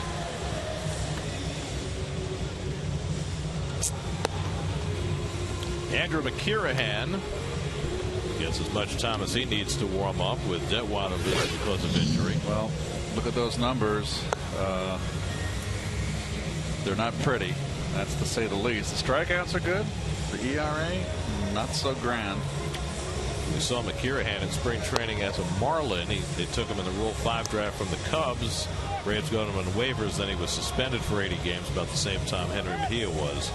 Meanwhile, Bartolo Colon doing things that who could have ever expected from a 42-year-old? Well, he's got the streak, the scoreless streak going, but more pertinent right now, more important is this ball game here where Terry has a short bullpen, needed some depth, a good start today out of Bartolo. He has provided that thus far. 6 innings, only 4 hits, shutout ball. Plawecki gets a start, drives in the first 2 runs, and Bart adds his little 2 cents worth offensively. And now the Mets trying to take advantage of this beleaguered Atlanta bullpen. Detweiler came in, walked his first 2 batters. And now Duda will face McKirahan. Lucas had a good day at the plate. He's been on base twice with a walk and a single, 1 for 2. You got Juan Uribe on deck, and then Conforto, so left, right, left for the Mets. Terry loves to fashion his batting order left, right, left to put pressure on the opposing manager as far as matchups are concerned late in the game. I don't think there's a manager on earth that wouldn't like that. So 2 on for Duda, and he hits McKirahan's first pitch out to left center field. Overcomes Swisher to grab it, tagging it second Granderson, but he'll stay put. And that's the first out.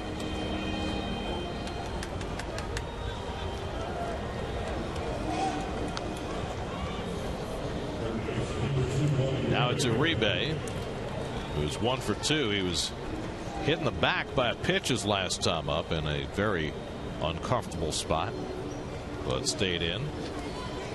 Well, this is one of those games that we mentioned earlier, and in the open, the Mets may be having a letdown. They have not.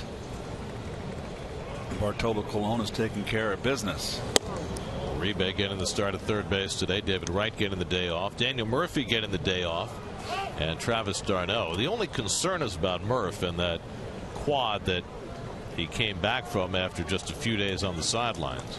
The quad, which is his left leg, which is the leg, his back leg in the box when he swings. The one you drive off of. Broken bat flare, shallow left center. It'll fall for a hit. Granderson read it well. He's going to try to score, and he will without a throw. And now Uribe, wandering past first base, hustles his way back. And the Mets have a 4-0 lead. Both Granderson and Cespedes read that ball well off the bat and knew it was going to fall. Granderson scored easily, and Cespedes went to third. Uribe drives in his 39th run. Well, he gets jammed inside here, but strong enough to muscle it out. And this is one thing. Great read by Granderson. No hesitation. There you go. He's on his horse. Cespedes. This is the one thing that doesn't show up on all the stats. Look at that. No hesitation. Tremendous turn on the bases. Just great instincts as a base runner. Uribe gets a little wanderlust there. He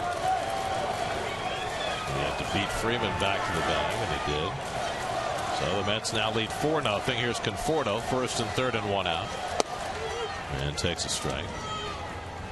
Mets now 3 for 5 tonight with runners in scoring position. Conforto 0 for 3, grounded into a double play his last time up. Cespedes now at third, Uribe at first, infield looking for 2. And Conforto hits a double play ball. And Simmons with the turn for the 4-6-3 double play. Second time in a row for Conforto, and that ends the inning. But the Mets tack on a run and hand Colon a 4-0 lead going to the bottom of the 7th.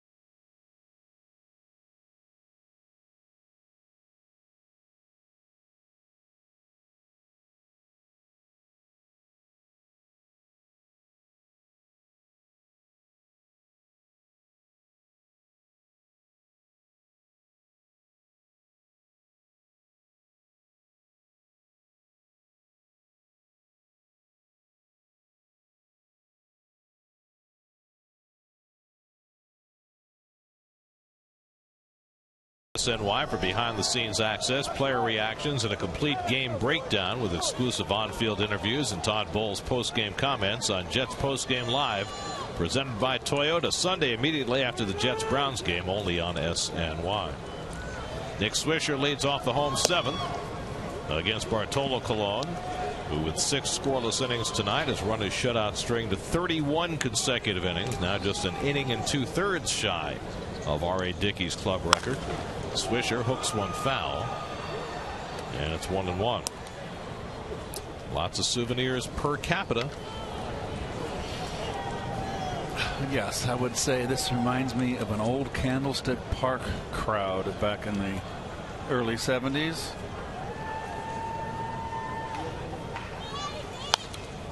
Mid-70s when they weren't too good. Oh, the Braves 28 games under 500. Tomorrow night is a high school football Friday. Saturday is a college football Saturday.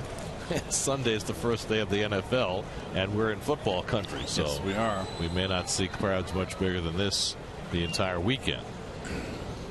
1-2 to Swisher. And he fouls it away. There were some crowds like this on some bad weather nights back in those mid to second half of the 70s at Shea Stadium after that Seaver trade. I know I was one of them. I set you up for that one. I probably went to more games during that horrible stretch from 78 to 82 than anybody. 2-2 to Swisher. Did you have a favorite player? In those days? Yeah. I like Joel Youngblood. Willie Montañez was fun to watch. Skip Lockwood. Skip Lockwood had good stuff. Terrific closer. Too hard. Ripped into center field. Swisher has a leadoff hit. Hit number 5 against Cologne. They've all been singles. But it's the first time all night that the Braves have gotten the leadoff man on.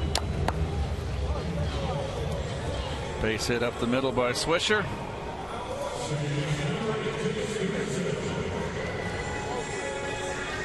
Now Jace Peterson, who's lined out to right and fly deep to left.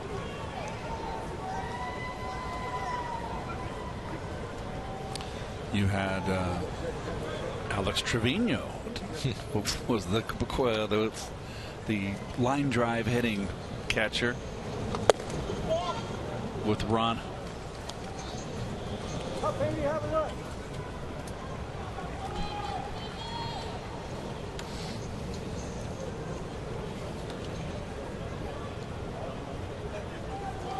Alex, of course, longtime Spanish radio broadcaster with the Astros now.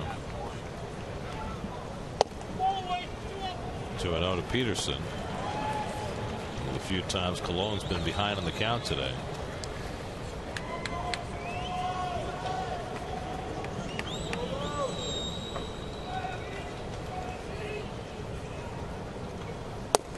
And Peterson takes a strike. Well, the Braves just came from Philadelphia, where Atlanta won a road series for the first time in ages, keeping the Phillies in last place in the National League East. And today the Phillies did what many thought was inevitable, and they fired their general manager Ruben Amaro, who took over in 2008 from Pat Gillick, right before the Phillies won the World Series that year. But had that team was built and ready to go. You know what? In Ruben's defense, when you have a team that was so successful and so beloved by the home fans, it's pulled down the line, and that's a fair ball going to the corner. Racing for third is Swisher. He's going to be waved around. Granderson's throw goes to second, and the scoreless streak has come to an end for Cologne. It's a triple for Jace Peterson, driving in Swisher, and it cuts the Mets' lead to 4-1. And so Bartolo Colon's shutout streak ends at 31 consecutive innings. It was off-speed pitch, but he got it up and not away enough. And the young man Peterson had his hands back, let go with one hand, hits a double down the line. And I think Ricky Bona's out there having a chat with Bartolo. The bullpen's going to get active. 5th triple of the year for Peterson. And Dario Alvarez, the left-hander, Eric Adell, the right-hander, get up in the Mets bullpen. Again, no Familia, no Clippard, no Robles tonight. Familia and Clippard because of a lot of work lately. Robles because he's away. And there you see where Colon wound up as far as a scoreless inning streak, tied with Seaver and Gooden. That's pretty good company for 3rd for the longest scoreless inning streak in Mets history. I think he's still got the mark. Now more concerned about the ball game. It's 4-1 with a runner at 3rd and nobody out. Andrelton Simmons the batter. Mets play the infield back with a 3-run lead. Simmons has singled to center and grounded out 1 for 2. And Simmons flares one into right center. That'll fall for a hit, and that'll bring in another run.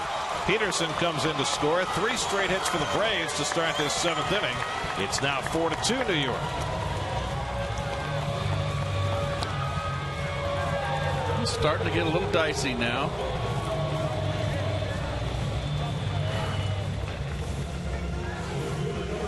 Fastball in and just kind of muscled it out.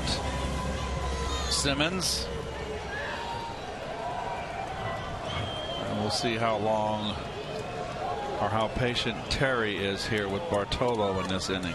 Michael Bourne tying run at the plate with nobody out. And Bourne grounds 1, could be 2 if they hurry. Johnson to Flores, return to first, not in time. Bourne's just a little too quick. Still a very tough man to double up, but they do get the lead runner Simmons for the first out. Remember the day when the Mets had a hard time turning 2, but everything done perfectly here. Quick feed by Johnson to Flores and a good pivot and throw, but you just got a runner and it's just too quick. Mets have been playing so fundamentally sound.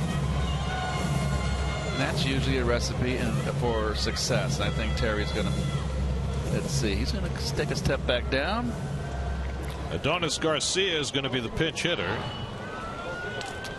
Really well done. Everything all the way around. And, you know, winning teams play fundamental ball. So here's Garcia, the 34-year-old Cuban, who takes a strike. Garcia's played quite a bit of third base lately for the Braves. He's had 140 at bats. See his numbers there, 7 home runs, so he's got pop. Tying run at the plate in a 4-2 game. Bourne always a threat to steal. He's got 16 this year, not the base stealer he once was. 2-time 60-plus stolen base guy. See his career numbers there.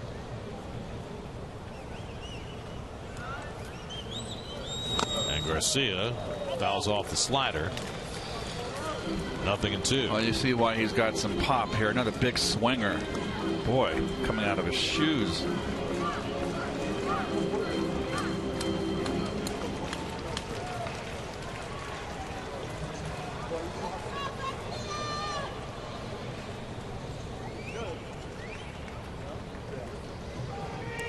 Bourne at first and 1 out, 2 runs home in the inning against Cologne. And Garcia wouldn't chase that one. 1-2. Nick Markakis, the on deck batter. Cologne up over 90 pitches now. Love to get the Mets through this 7th if he can. Reached for and hit out to right center. Granderson gets over.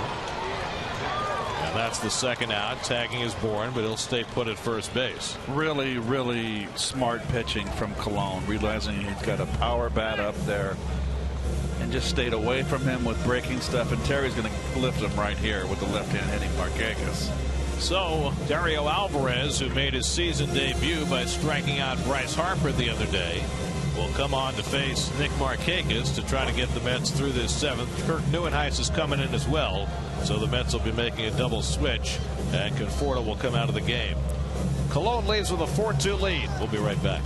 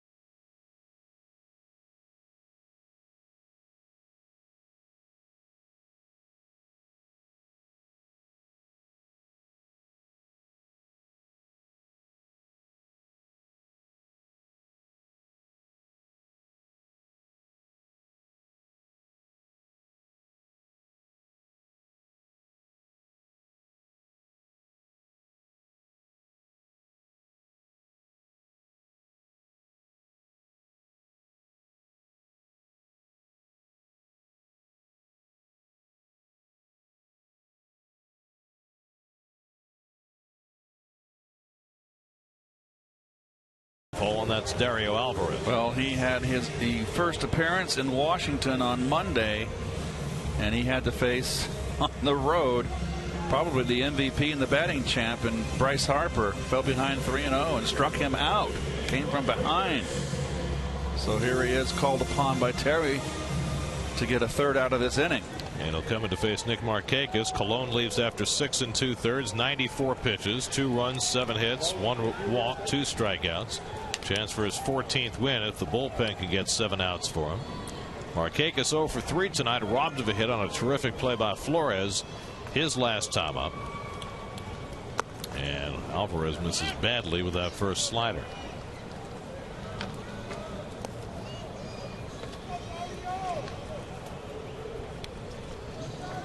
Markakis hitting .268 against lefties this year. Alvarez, who made 4 appearances for the Mets last year, making his 2nd of this season.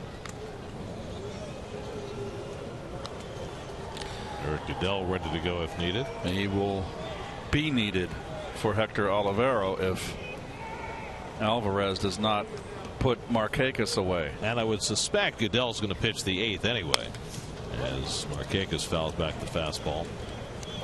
Addison Reed figures to be the closer for the Mets tonight, with Goodell the setup man. Villiers worked 3 straight days. Clippard worked the last 2. Robles away in the Dominican after the death of his grandfather. So the Mets bullpen rather short tonight.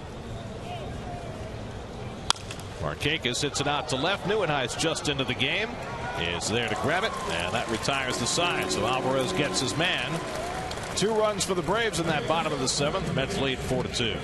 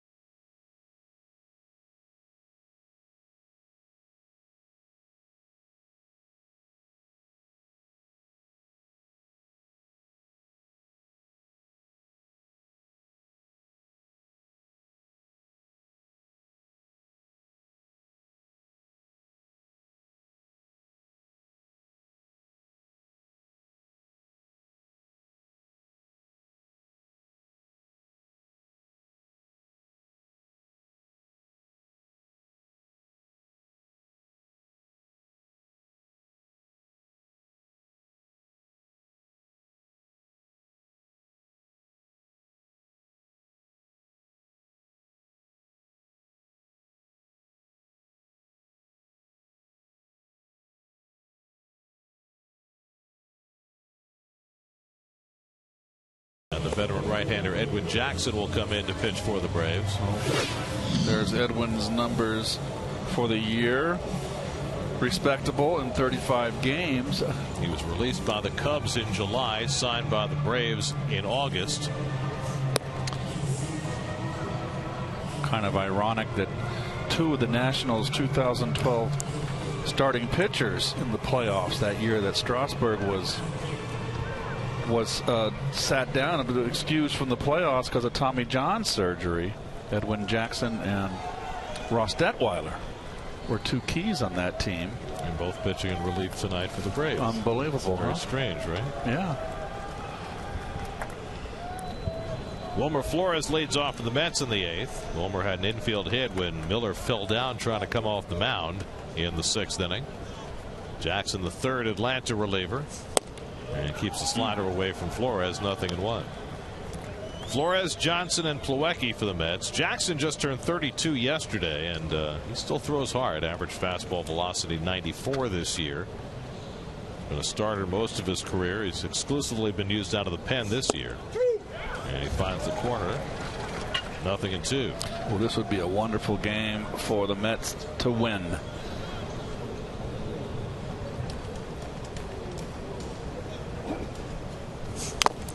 Homer fouls one off Pierzynski. That hurts. That was off the, I believe, was it off his thigh or off the shin on the knee? Oh, off the shin. Right shin guard, right on the knee. That always hurts a catcher. And when you're 38, it probably hurts even more. How many times has that happened in Pierzynski's career, do you think?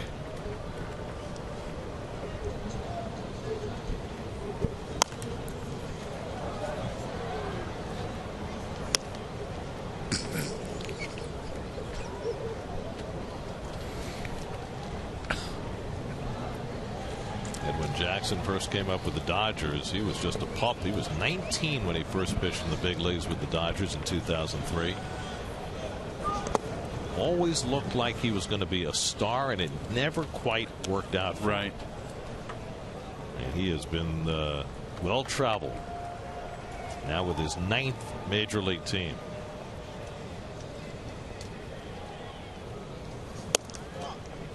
Two and two now to Flores. Signed a 3-year, $39 million deal with the Cubs and suffered through 2 horrific years with them in 2013 and 14. And then they finally released him in July this year.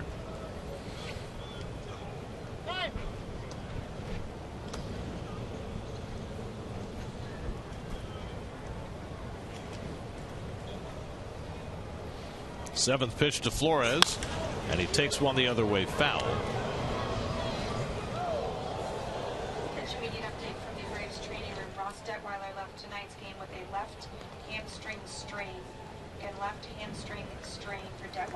Word on Ross Detweiler, he left the game with a left hamstring strain.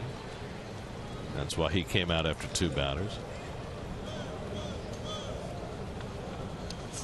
I remember as a kid, listen to games on the radio, and Russ Hodges and Lon Simmons, and they would announce like you did, but we'd hear in the background the PA voice, the press box voice, saying what was wrong with the player. 9th pitch to Flores on 3-2, and he wastes that one away.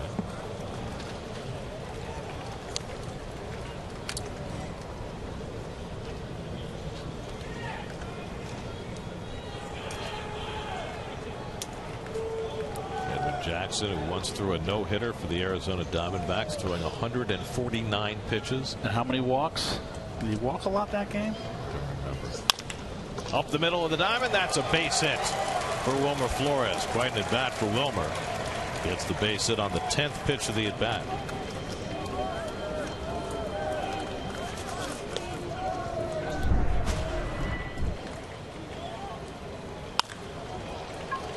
Second inning double down the left field line.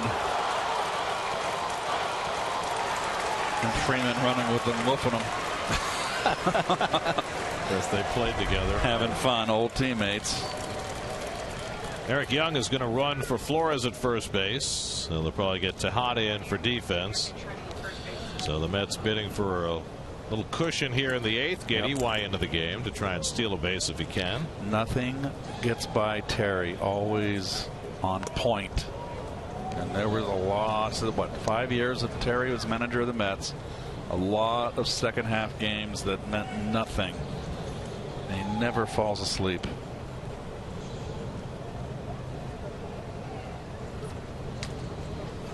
Johnson tonight 2 for 3. That double that you saw in the 2nd, an infield hit in the 4th. And that goes to the backstop, and that'll get Young to second base. No stolen base required. Wild pitch. And it is a wild pitch charged to Jackson.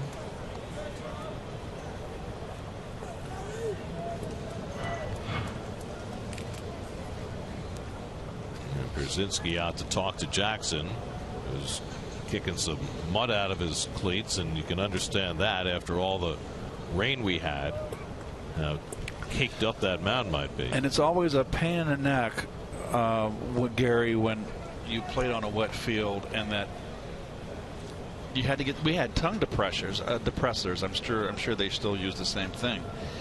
It was you had to keep the undersides of the soles of your spikes clear of the mud.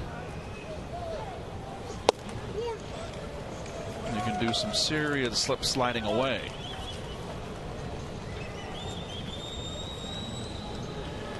Well, we already saw with Shelby Miller tonight taking a header coming off the mound. Got to get this runner over. Johnson hits it deep to center field. Bourne chasing back. They'll have room on the warning track. Young will tag at second and easily go to third. So that advances the runner. The long fly ball by Johnson. Young at third with one out. Hit that ball well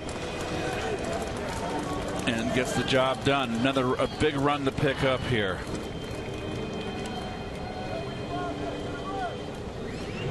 Right at the track. Yeah, that's a final in Pittsburgh. Pittsburgh lost that game to Milwaukee. Brewers got 2 in the 13th to win 6-4. So Pittsburgh stays 4.5 behind St. Louis. Keith, may I be the first to wish you a happy Friday. Oh, thank you, Gary. You're an old grump, but you got a good heart. Thanks. Milwaukee takes a strike. The infield is in with a runner at third and one out. Well, it's your night morning doubleheader. Yes, it is. Remember the last time we played past midnight in Atlanta? It wasn't a happy occasion at the end. Grounded. Peterson dives. Young coming home. No play for Peterson. And the Mets get the run home with the speed of Eric Young. That ball was ripped off the bat of Plawecki. What a nice play by Peterson. Contact for Young with the infield in. The crack of the bat, and it's on the ground. You move. And no play for Peterson here. Just a nice backhand. With somebody else running at third, Peterson might have had a notion to throw home, but not with Eric Young coming down the line. Big run to pick up right there. So the Mets have a 5-2 lead. Plawecki picks up his third run batted into the night. Now Kirk Neuenhuis bats for the first time.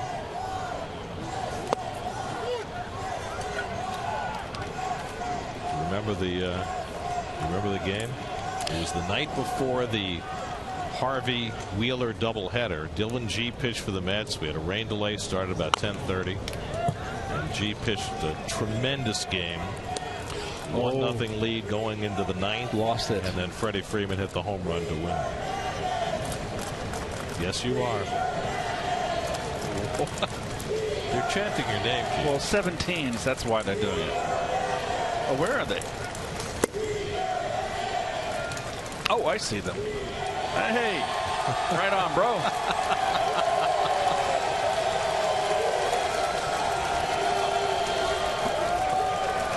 All right, now go sit down and watch the game. Very nice of you to make their morning. Now it's your turn. No, we got to go to break. Neuenhuis strikes out.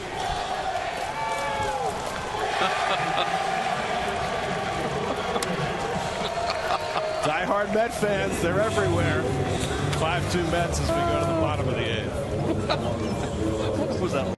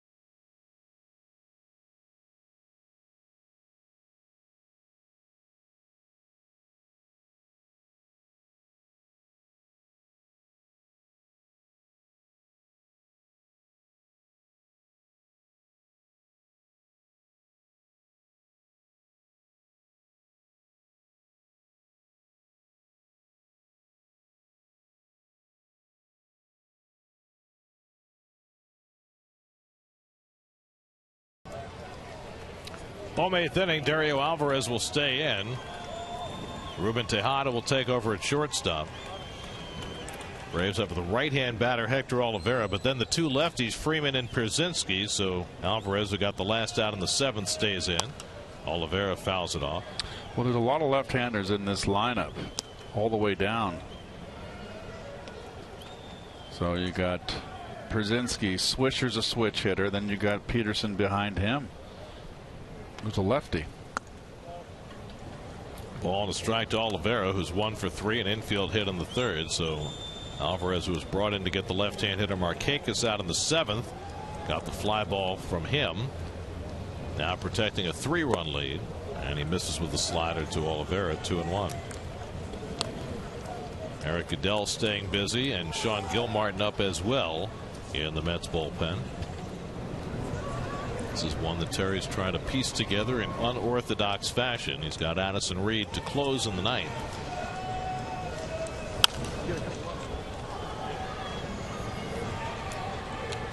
Well, after the postgame show, a delayed edition of Geico Sports Night on SNY. The NFL season kicked off. The Patriots and the Steelers. And Giants and Jets news as well, all coming up tonight on Geico Sports Night, or should I say this morning. And that was a New England victory, was it not? 28-21.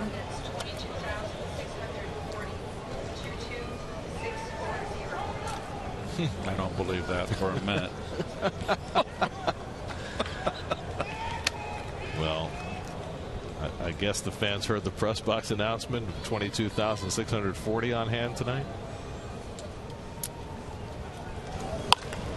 Oliveira gets ahead of that slider and hooks it foul. Well, the rain chased some people away, and the Braves record, I'm sure, chased a bunch more away. But, you know, we talked about it at the outset. These can be difficult games if you are the team trying to nail down your division title, coming off an emotional series, now playing in front of nobody against a team that's just trying to stay out of last place. Well, the Nationals, prior to the series with the Mets, swept a 4-game series of the Braves and gave them a little life and a hope. But the Mets put those lights out in a heartbeat after the 3-game sweep. So the Mets must do the same thing here. And well, it's hard to sweep on the road, and that is for sure. I don't care who you're playing, particularly a 4-game set. Milwaukee taking a message out to Alvarez as he's run the count full. Don't walk him. That's what he's saying. That's the message. Chopper. Uribe's got it. And Oliveira retired, 1 away. So message received. 1 out. Spring training game.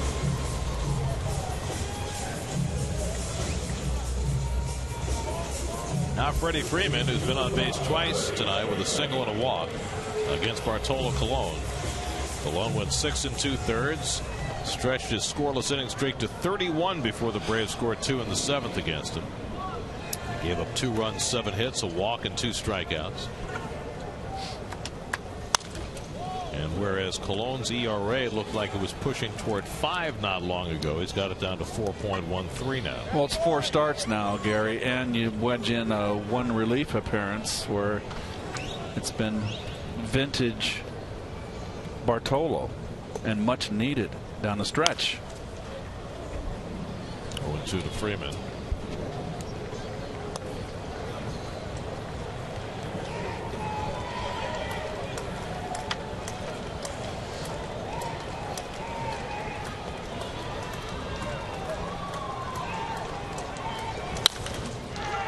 Fly ball left field. Neuenhuis measuring it. 2 out. So Alvarez has faced 3, retired 3. And now A.J. Pierzynski, who's 1 for 3 tonight.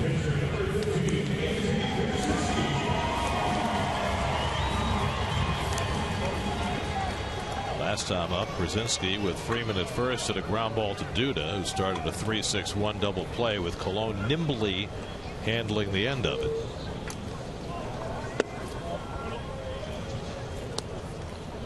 Pedro Martinez tweeted out a little while ago that Bartolo is an exceptional athlete.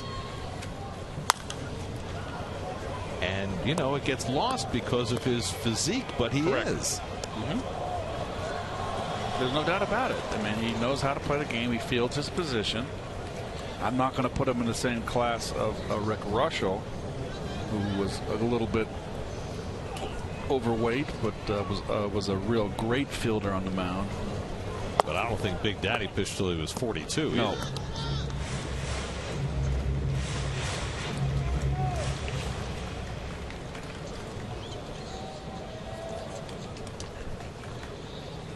Two and one to Pierzynski with 2 out and nobody on.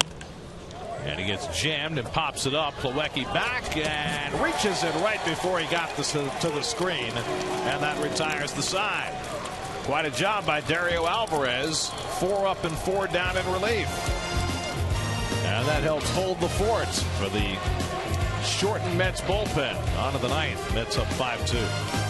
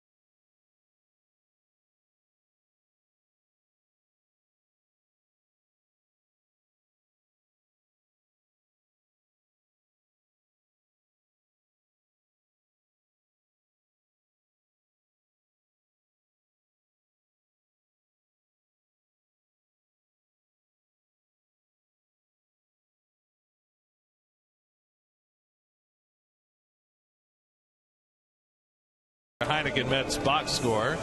Big hits for Kevin Plawecki and Bartolo Colon. Plawecki's driven in 3 of the 5 Met runs. Colon and Uribe have the other RBIs.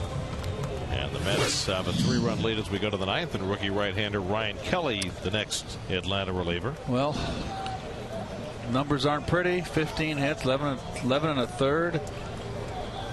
It's just like tryout camp here in Atlanta. That's really what it's been. 36 different pitchers, 59 different players for the Braves this year. Granderson up for the 5th time. He's 0 for 3 and a walk. Scored a run in the 7th. Curtis now with 82 runs scored for the season in the top 10 in the league. And curveball sits high, 1-1. Kelly's been in 4 different organizations. Finally made it to the big leagues this year with the Braves. Grew up in Hilton Head, South Carolina. It's a nice place to grow up. 1-2 to Granderson. Yoenis Cespedes on deck. Good to Hilton Head. It's nice. Yes, I have. Once. It was beautiful. Whoa. Just a little high. Good thing the bull got out of the way.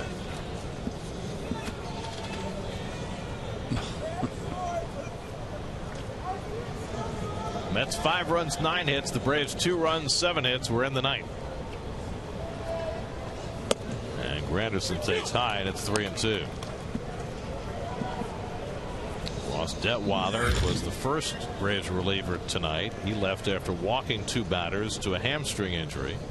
Andrew McKirahan gave up a hit that brought in one of Detweiler's runs. There's ball 4. Granderson's walked for the 2nd time. Edwin Jackson gave up a run in his inning of work. So the beleaguered Atlanta bullpen continues to leak. Now NYN Cespedes, who's 0 for 3 and a walk today. Well, this Brave pitching staff is next to last in walks, too. That means next to most. Right.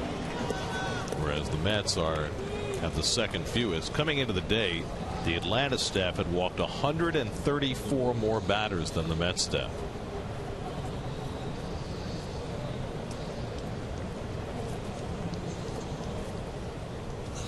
And this kid is having trouble getting anywhere near the strike zone. You know, they've got 6 walks tonight, 1 intentional, and you're just not going to win ball games with 5, 6, 7 walks on any level.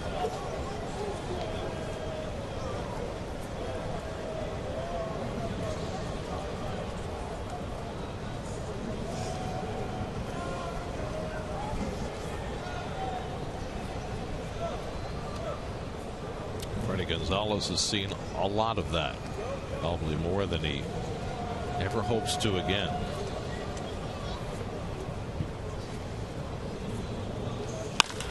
Cespedes takes a big cut and lifts one to right center. He just missed it. And Bourne takes charge of it for the 1st out. Finally an offer for Cespedes. 0 for 4 tonight with a walk. No feats of strength tonight.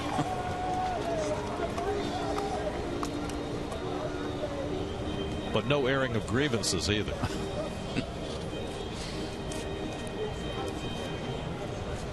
One out and 1 on. Now Duda, who's been on base twice with a walk and a single. 1 for 3. Granderson at first and 1 out.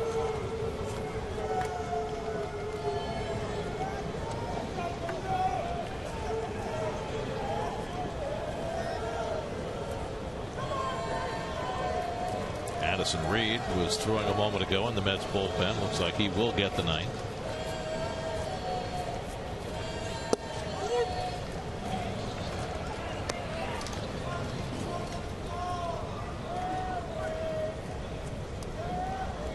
Tomorrow night, Steven Matz makes the start for the Mets. Matz's command was a little bit off in his first start back from the disabled list in Miami. But you would have to think he'll be a little sharper with a start under his belt tomorrow night. The only thing that would get in the way is the blister that he developed in that first start. He says the blister is fine. Threw 25 pitches in his bullpen session yesterday in D.C. Outside to Duda, 2-1. Here's Addison Reed. Dave Racanello playing water boy by his side. He had a nice outing in Washington. I thought it was his best outing. He threw hard, located well, Garrett. Well, if the Mets don't score here in the 9th, it'll be Reed's first legit save opportunity for the Mets.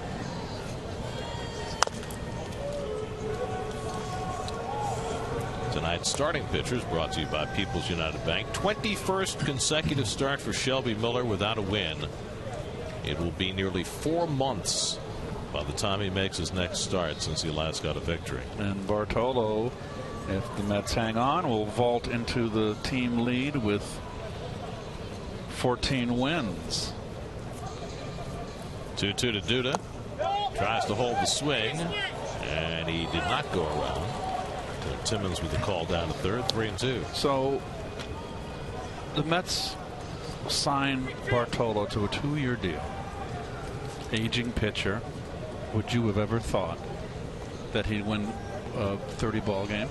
It's amazing. He's going to win 15 again. and maybe more, improve on last season. And then think about all the side benefits. Granderson runs, it's too high, so Duda's on with a walk. And the parade continues. 2 walks in the inning issued by Kelly, and Juan Uribe will come up. I mean, think about all the entertainment value that Bartolo has brought to the table in addition to all those wins. The hits, the carrying of the bat, the losing of the helmet, the behind the back flip. Yep. He's been great fun. And don't forget that start he had in that hot afternoon in St. Louis last year, or early in the year when it was smoking hot, and he had to run the bases. Uribe 2 for 3. He's driven in a run, and he takes the high breaking ball. Nothing. 1-0. Daniel Murphy is out on deck to pinch hit. That's a good sign. Means Murph's quad is feeling well enough for him to take the turn at bat. Getting the day off today. We'll see whether he needs more than one day. And Uribe fouls it off, and it's 1-1. Pitcher spot due up next, hitting in the 5-hole.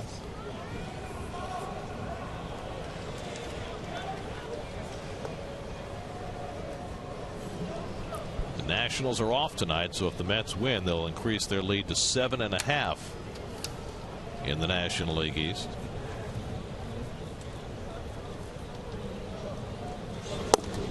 Nats open a series in Miami tomorrow, and as luck would have it, Saturday they'll face Jose Fernandez, returning from the disabled list after the biceps problem that knocked him out for a month.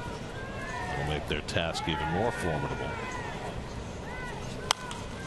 Uribe pops one straight up, and that'll come back under us in that play. They got 2 series with Miami, and they're going to get Fernandez both series. And they can get him twice. And the Mets are going to miss Fernandez when Miami comes to New York. And they missed him, even though it didn't matter. They lost 2 out of 3, but nevertheless, they missed him. Right. And they missed him earlier in the year when he was healthy as well.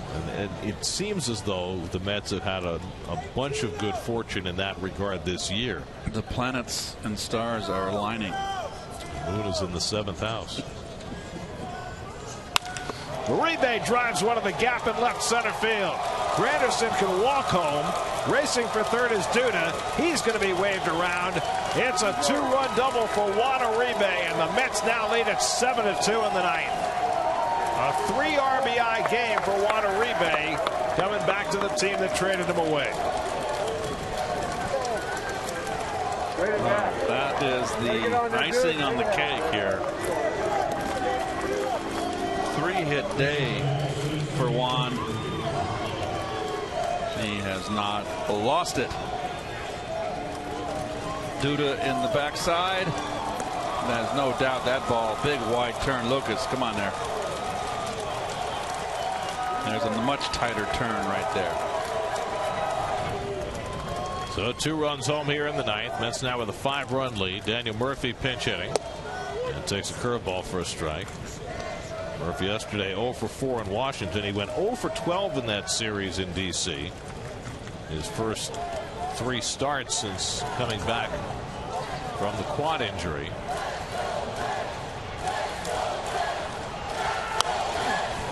And among the very few patrons left at Turner Field tonight, a sizable contingent belong to the orange and blue. Well, you can't say it's sizable. It's just, but proportional. Percentage-wise. Yes. They're here. These days, they're everywhere. Savor this, Met fans. Savor this season. Murphy hits one in the air to right. Drifting back is Markakis to get under it. Uribe tagging at second. He'll stroll over to third. That's the second out.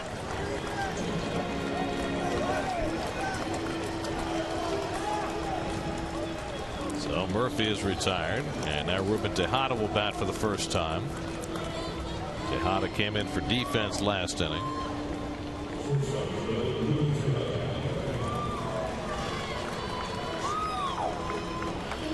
Ruben hasn't had an at-bat since the first game of the Washington series when he came off the bench and went 1 for 3.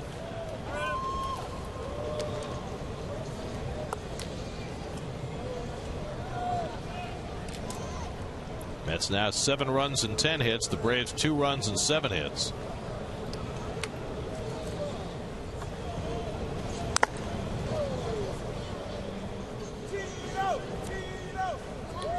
So this is the 3rd inning of relief for the Braves bullpen, and they've given up 4 runs, which has been about their norm lately. And we've only been seeing from afar and looking at the newspapers and the box scores and seeing, reading about and seeing the numbers. Now we're actually visualizing it. Painful. Well, during that stretch when they lost 19 of 20, they had a team ERA over 7, so it gives you an idea just how badly they've been battered around. And you know, the Mets face the Braves' best starter tonight. Tejada slugs one deep to left center field. Back in the gap goes Swisher. He'll get there, and he puts it away to retire the side. But the Mets tack on 2 on a rebase 2-run double and take a 5-run lead into the bottom of the 9th.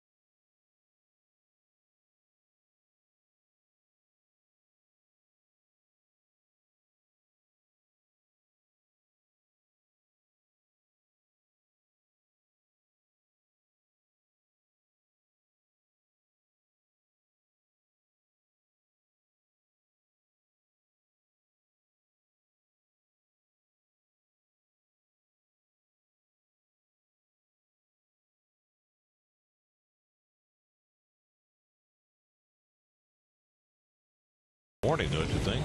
All right, so it's 12:28 now. This is a very, very spacious and large city with a lot of traffic. Yes.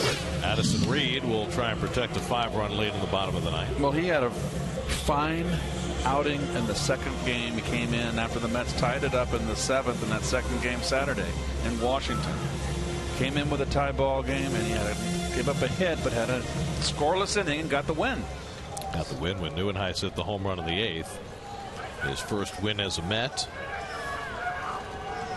Nick Swisher will lead off in the bottom of the 9th for Atlanta. Braves in danger of losing for the 21st time in their last 24 games. Swisher 1 for 3, scored the first Atlanta run in the 7th against Cologne. First run he'd given up after 31 without. Dario Alvarez, an impressive relief outing. Faced 4 batters, retired them all. And now Reed quickly ahead on Swisher, 0-2. Jace Peterson on deck, then Andrelton Simmons.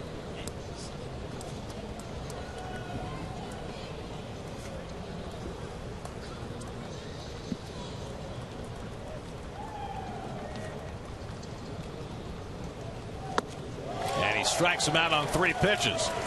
So Reed takes care of Swisher, 1 down. Slider. He's got a good one. That was a good down slider. Sometimes he gets low with drops his arm on his delivery, and his slider flattens out. That one he stayed on top and got good down tilt. Here's Jace Peterson, who drove in the first Atlanta run with a triple in the 7th.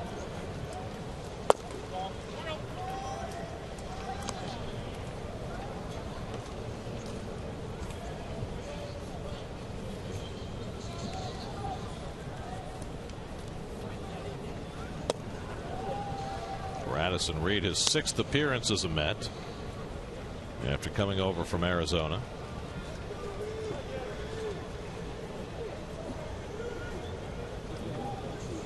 And he falls behind Peterson 3-0 with Simmons on deck.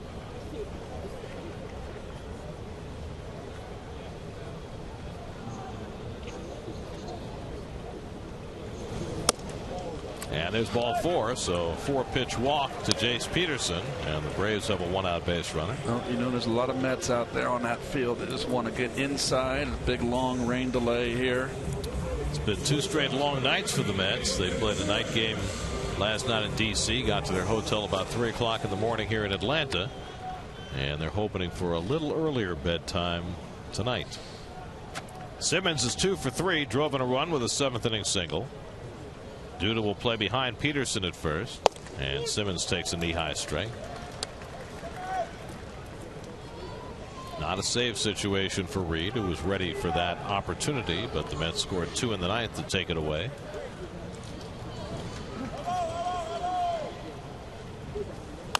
And a check swing tapper past Reed, and no play for Kelly Johnson. It's an infield hit for Simmons, his 3rd hit of the night. And the Braves have 2 men on.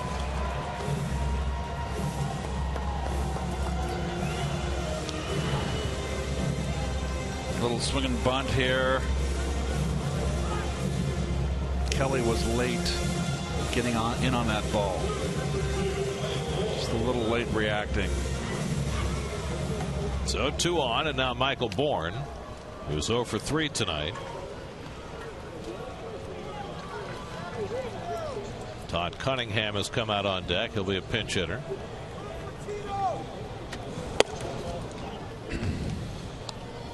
So walk and an infield single, creating traffic for Reed. Well, the 2 runs in the 9th loom large right now with a 5-run lead. And Bourne takes a strike, 1-1.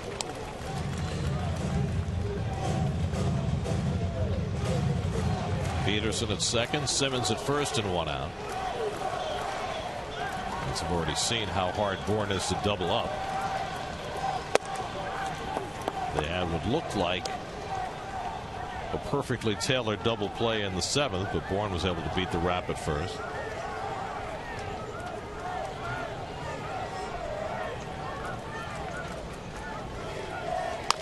Bourne grounds another one to second base. Johnson will go to first with it, get the sure out.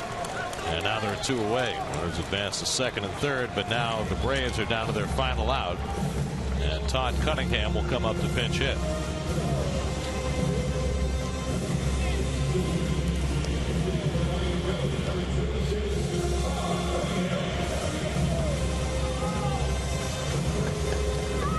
Cunningham's had 76 at bats with the Braves this year, hitting .237.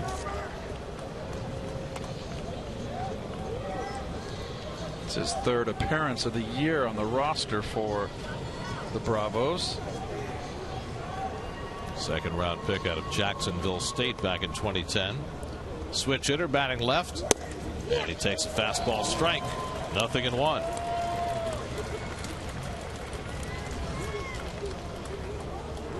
Game was delayed 2 hours and 20 minutes at the start, and Addison Reed trying to bring it to a post-midnight finish.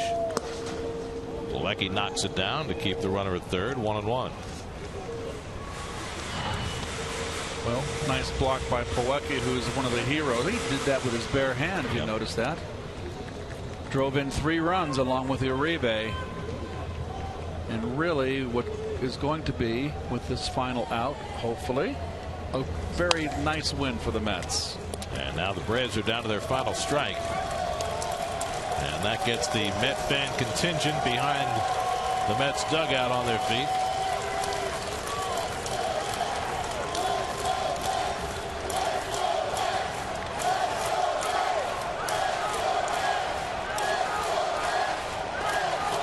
1-2. Now back. Sounded a little like Citi Field South. It's never been a very friendly place for the Mets ever since the Braves started playing here in 1997.